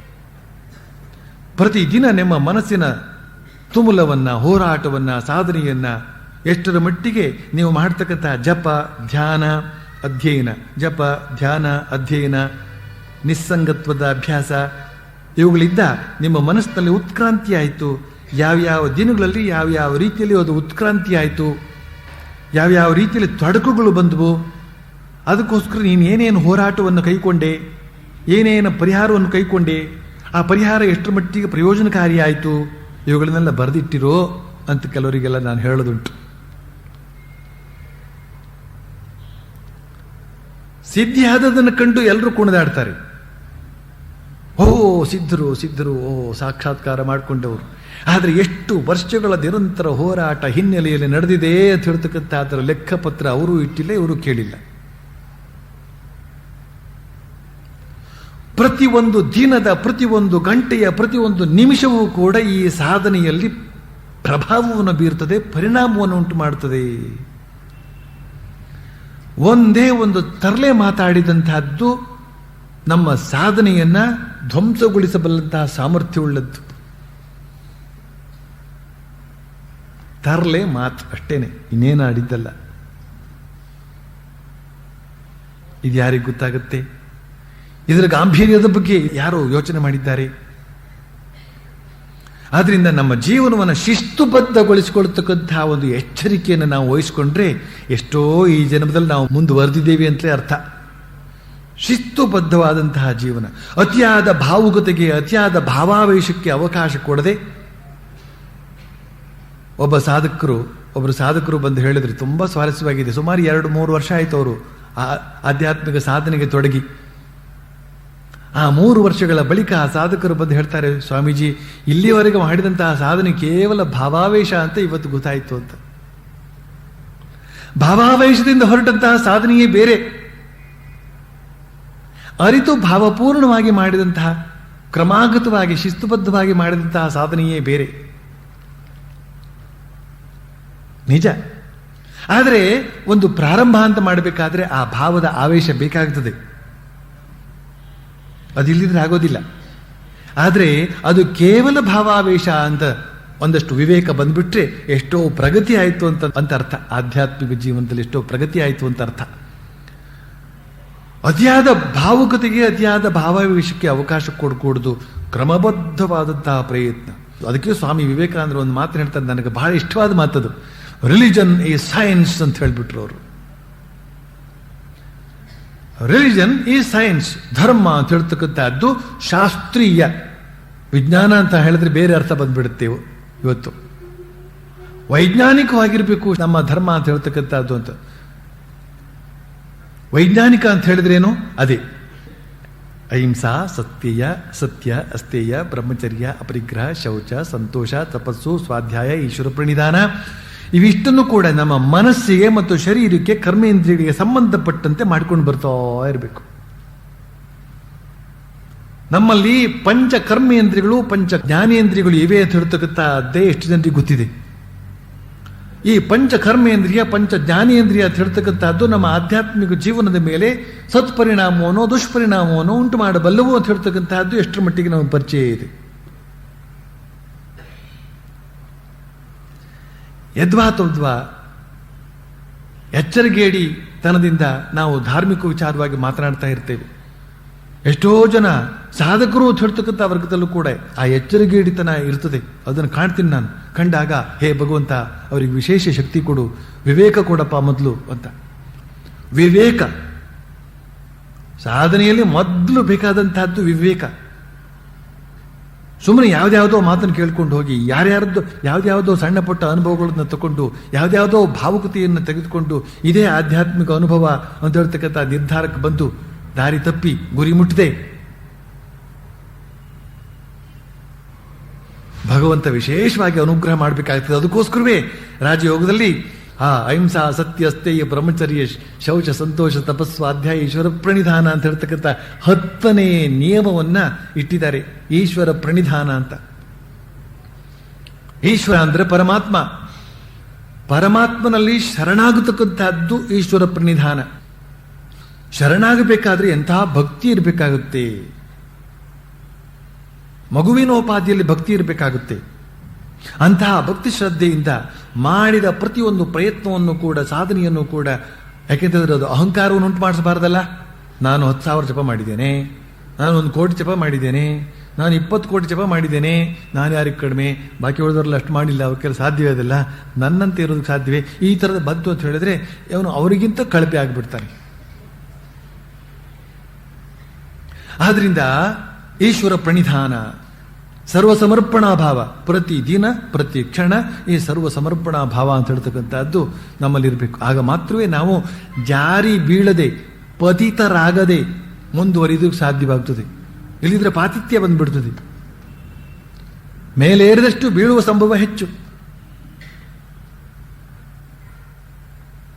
ಮೇಲೇರಿದಷ್ಟು ಬೀಳುವ ಸಂಭವ ಹೆಚ್ಚು. ಗುರುತ್ವಾಕರ್ಷಣ ಶಕ್ತಿ ಬಹಳ ಜಾಸ್ತಿ. ತಲೆ ಕೂಡ ತಿರುಗ್ತಾ ಇರ್ತದೆ ಬೇರೆ ಬೇರೆ ಕಾರಣಗಳಿಗಾಗಿ. ಆದ್ದರಿಂದ ಸಾಧನೆ ಆ ರೀತಿಯಲ್ಲಿ ಮಾಡಬೇಕಾಗ್ತದೆ. ಆ ರೀತಿಯಲ್ಲಿ ಸಾಧನೆ ಮಾಡಿ ನಿಜವಾದ ರೀತಿಯಲ್ಲಿಯೇ ಕುಂಡಲಿನಿ ಶಕ್ತಿ ಜಾಗೃತವಾಗಬೇಕಾಗುತ್ತದೆ. ಅದಕ್ಕೋಸ್ಕರ ಶ್ರೀರಾಮಕೃಷ್ಣರು ಸಾಧನೆ ಮಾಡಿದಂಥ ಆ ಯುಗಾವತಾರ ಶ್ರೀರಾಮಕೃಷ್ಣ ಅಂತ ಇರತಕ್ಕಂಥ ಮೊದಲ ಸಂಪುಟವನ್ನು ನಾನು ಹಿಂದೆ ಅದರ ಒಂದು ಬಿಡುಗಡೆಯ ಸಮಾರಂಭದಲ್ಲಿ ಒಂದು ಮಾತು ಹೇಳಿದ್ದೆ. ವಾರಕ್ಕೊಮ್ಮೆ ಅದನ್ನು ಓದಬೇಕು ಅಂತ, ವಾರಕ್ಕೊಮ್ಮೆ ಓದಿ ಮುಗಿಸ್ಬೇಕು ಅಂತ, ಓದಬೇಕಲ್ಲ ಓದಿ ಮುಗಿಸ್ಬೇಕು ಅಂತ. ದಿವಸಕ್ಕೆ 50 ಪುಟದಂತೆ ಓದ್ತಾ ಇತ್ತು ಅಂತ ಹೇಳಿದ್ರೆ 7 ದಿವಸಕ್ಕೆ ಮುಗಿತಿದ್ದೆ. 350 ಪುಟ ಇದೆ ಅದು. ಯಾತಕ್ಕೋಸ್ಕರ ಹೇಳಿದೆ ಅಂತ ಹೇಳಿದ್ರೆ, ಶ್ರೀರಾಮಕೃಷ್ಣರು ಸಾಧನೆ ಮಾಡುವಾಗ ಯಾವ ಒಂದು ಪ್ರಾಮಾಣಿಕತೆಯಿಂದ ಸಾಧನೆ ಮಾಡಿದ್ರು, ಯಾವ ರೀತಿಯಲ್ಲಿ ಪರೀಕ್ಷಾತ್ಮಕ ಭಾವದಿಂದ ಸಾಧನೆ ಮಾಡಿಕೊಂಡ್ರು, ತಮ್ಮನ್ನು ತಾವು ಹೇಗೆ ಪರೀಕ್ಷೆಗೆ ಗುರಿ ಮಾಡಿಕೊಂಡ್ರು, ತಮಗಾದಂತಹ ಸಾಕ್ಷಾತ್ಕಾರವನ್ನು ಹೇಗೆ ಪರೀಕ್ಷೆಗೆ ಗುರಿಪಡಿಸಿದ್ರು, ದೇವರನ್ನು ಹೇಗೆ ಪರೀಕ್ಷೆಗೆ ಗುರಿಪಡಿಸಿಕೊಂಡ್ರು, ತಮ್ಮನ್ನು ತಾವು ಹೇಗೆ ಪರೀಕ್ಷೆಗೆ ಗುರಿಪಡಿಸಿಕೊಂಡ್ರು ಅಂತ ಹೇಳ್ತಕ್ಕಂಥದ್ದೆಲ್ಲ ಬರ್ತದೆ. ನಮ್ಮನ್ನು ನಾವು ಚೆನ್ನಾಗಿ ಶೋಧಿಸಿಕೊಳ್ಳಬೇಕಾದದ್ದು ಬಹಳ ಮುಖ್ಯ. ಅದಕ್ಕೋಸ್ಕರ ಈ ಒಂದು ಶ್ರೀರಾಮಕೃಷ್ಣರು ಕುಂಡಲಿನಿ ಶಕ್ತಿ ಜಾಗೃತಗೊಳ್ಳದ ಹೊರತು ಆತ್ಮ ಜಾಗೃತಿ ಉಂಟಾಗುವುದಿಲ್ಲ ಅಂತ ಹೇಳಿದ ತಕ್ಷಣ ಏನು ಗಡಿಬೇಡಿ ಮಾಡ್ತಕ್ಕಂಥದ್ದಲ್ಲ. ಈ ತಕ್ಷಣದಲ್ಲೇ ಆ ಕುಂಡಲಿನಿ ಶಕ್ತಿ ಅಂತ ಹೇಳ್ತಕ್ಕಂಥದ್ದೇನು ಜಾಗೃತವಾಗೋದಿಲ್ಲ. ಅದಕ್ಕೆ ಹಲವಾರು ಜನ್ಮಗಳೇ ಬೇಕಾಗ್ತದೆ. ಶ್ರೀರಾಮಕೃಷ್ಣ ಹೇಳ್ತಾರೆ, ಆ ಶಬ್ದವನ್ನು ಉಪಯೋಗಿಸಬಹುದು ಅಂತ ಹೇಳಿದ್ರೆ ನೀವೆಲ್ಲ ಪರ್ಮಿಷನ್ ಕೊಟ್ಟರೆ ಹೇಳ್ತಾರೆ. ಯಾರು ಗಂಡು ಹೆಣ್ಣಿನ ಒಂದು ಸಂಪರ್ಕ ಅಂತ ಹೇಳ್ತಕ್ಕಂಥದ್ದು ಶಬ್ದ ಒಂದು ಇದೆಯಲ್ಲ, ಆ ಶಬ್ದ ನೀವೇ ಮನಸ್ಸಿಗೆ ತಂದುಕೊಳ್ಳಿ. ಯಾರು ಒಂದು ಸರ್ತಿ ಸಂಪರ್ಕ ಆಗಿರ್ತದೋ ಅವರು ಒಂದು ಜನ್ಮವನ್ನು ಎತ್ತಬೇಕಾಗ್ತದೆ ಅಂತ. ಹಾಗಿರುವಾಗ ಕುಂಡಲಿನಿ ಒಂದೇ ಸರ್ತಿ ಏರ್ಬೇಕು ಅಂತ ಹೇಳಿ ಚಡಪಡಿಸಿದ್ರೆ ಅದು ಹೇಗೆ ಸಾಧ್ಯ? ಅದಕ್ಕೋಸ್ಕರ ನಮ್ರತೆಯಿಂದ ಇರಬೇಕು, ನಮ್ರತೆಯಿಂದ ಸಾಧನೆ ಮಾಡ್ತಾ ಇರಬೇಕು. ಬಹಳ ನಮ್ರತೆ. ಆ ನಮ್ರತೆಯ ಮಾತನ್ನು ನಾವು ರಾಮಕೃಷ್ಣ ಜೀವನದಲ್ಲಿ ಕರೀಬೇಕಾಗ್ತದೆ. ಆ ನಾನು ಅಂತ ಹೇಳ್ತಕ್ಕಂಥದ್ದನ್ನ ಕಳೆದುಕೊಂಡಾಗ ಮಾತ್ರವೇ ಈ ಭೋಗೇಚ್ಛೆ ಅಂತ ಹೇಳ್ತಕ್ಕಂಥದ್ದು ನಮ್ಮಿಂದ ನಾಶವಾಗುತ್ತದೆ, ಭಗವಂತನ ಅನುಗ್ರಹಕ್ಕೆ ಅನುಕೂಲವಾಗುತ್ತದೆ. ಬಳಿಕ ಮುಂದುವರಿಸ್ತಾ ಹೇಳ್ತಾರೆ, ಭಗವಂತನ ಸಾಕ್ಷಾತ್ಕಾರ ಪಡೆದವರಲ್ಲಿ ಕೆಲವು ಲಕ್ಷಣಗಳನ್ನು ನೋಡಬಹುದು.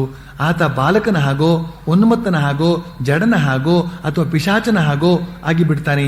ಆತನಿಗೆ ದೃಢಬೋಧಿ ಆಗುತ್ತದೆ, ನಾನು ಯಂತ್ರ, ಭಗವಂತ ಯಾಂತ್ರಿಕ, ಆತನೇ ಕರ್ತ, ಉಳಿದವರೆಲ್ಲ ಅಕರ್ತ ಎಂಬುದಾಗಿ.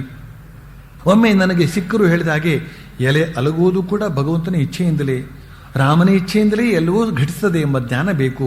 ನೇಯ್ಗೆಯವ ಹೇಳ್ತಾ ಇದ್ನಲ್ಲ, ರಾಮನ ಇಚ್ಛೆಯಿಂದ ಬಟ್ಟೆಯ ಬೆಲೆ 1 ರೂಪಾಯಿ 6 ಆಣೆ, ರಾಮನ ಇಚ್ಛೆಯಿಂದ ಡಕಾಯಿತಿ ನಡೆಯಿತು, ರಾಮನ ಇಚ್ಛೆಯಿಂದ ಕಳ್ಳರು ಸಿಕ್ಕಿಬಿದ್ರು, ರಾಮನ ಇಚ್ಛೆಯಿಂದ ಪೊಲೀಸ್ನವರು ನನ್ನನ್ನು ಹಿಡಿದುಕೊಂಡು ಹೋದ್ರು, ಕೊನೆಗೆ ರಾಮನ ಇಚ್ಛೆಯಿಂದ ನನ್ನನ್ನು ಬಿಟ್ಟುಬಿಟ್ರು ಅಂತ.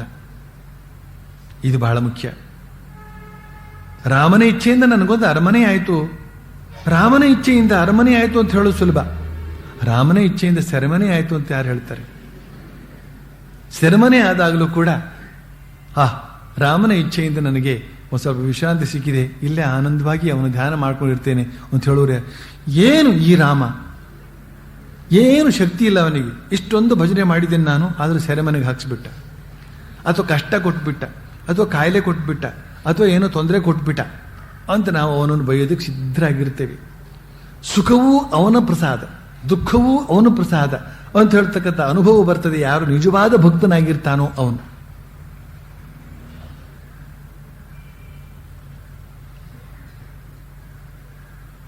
ಶ್ರೀರಾಮಕೃಷ್ಣರು ಎಷ್ಟೊಂದು ವಿಚಾರಗಳನ್ನು ಹೇಳ್ತಾ ಇದ್ದಾರೆ. ಇವುಗಳನ್ನೆಲ್ಲ ನಾವು ಎಷ್ಟು ಆಲೋಚನೆ ಮಾಡಿದರೂ ಕಡಿಮೆಯೇ. ಜೀವನ ಬಹಳ ವಿಶಾಲವಾದದ್ದು, ಮಾನುಷ ಜೀವನ ಬಹಳ ವಿಶಾಲವಾದದ್ದು. ಯಾವ್ಯಾವ ಸಂಧಿಗೊಂದಿಗಳಲ್ಲಿ ಯಾವ್ಯಾವ ರೀತಿಯಲ್ಲಿ ಇರಬೇಕಾಗ್ತದೆ ಅಂತನ್ನೋದನ್ನೆಲ್ಲ ನಾವು ಎಚ್ಚರದ ಮನಸ್ಸಿನಿಂದ ಗಮನಿಸಬೇಕಾಗ್ತದೆ. ಆದರೆ ಆ ವಿವರಗಳನ್ನೆಲ್ಲ ಗಮನಿಸುವುದಕ್ಕೆ ಸಮಯ ಸಾಲದು. ಅದಕ್ಕೋಸ್ಕರ ಒಂದು ವಿಚಾರವನ್ನು ನೆನಪಿಟ್ಕೊಂಡ್ರೆ ಸಾಕು, ನಮ್ಮ ಸಮಯವನ್ನು ಮತ್ತು ಶಾರೀರಿಕ ಶಕ್ತಿಯನ್ನು ಅನಾವಶ್ಯಕವಾಗಿ ಅದು ಇದಕ್ಕೆ ಪೋಲು ಮಾಡದೆ ಭಗವಂತನ ಧ್ಯಾನಕ್ಕೆ, ಭಗವಂತನ ಸ್ಮರಣೆಗೆ, ಭಗವಂತನ ಭಜನೆಗೆ, ಭಗವಂತನ ಕಾರ್ಯಕ್ಕೆ ವಿನಿಯೋಗಿಸುವಂತೆ ಆಗಬೇಕು. ಆ ರೀತಿಯಲ್ಲಿ ನಾವು ಪ್ರಾರ್ಥನೆ ಮಾಡಿಕೊಂಡು ಕೃತಾರ್ಥರಾಗೋಣ ಅಂತ ಬಯಸಿ ಇಂದಿನ ಉಪನ್ಯಾಸವನ್ನು ಮುಗಿಸ್ತೇನೆ. ಮುಂದಿನದ್ದನ್ನು ಶ್ರೀರಾಮಕೃಷ್ಣ ಕೃಪೆಯಿಂದ ಮುಂದಿನ ಶನಿವಾರ ಮುಂದುವರಿಸ್ತೇನೆ. ಓಂ ಪ್ರಿಯತಾಂ ಪುಂಡರೀಕಾಕ್ಷ ಸರ್ವಯಜ್ಞೇಶ್ವರೋ ಹರಿಃ ತಸ್ಮಿನ್ ಸ್ತುಷ್ಟೇ ಜಗತ್ತುಷ್ಟಂ ಪ್ರೇಣಿತೆ ಪ್ರೇಣಿತಂ ಜಗತ್ ಹರಿ ಓಂ ತತ್ಸತ್.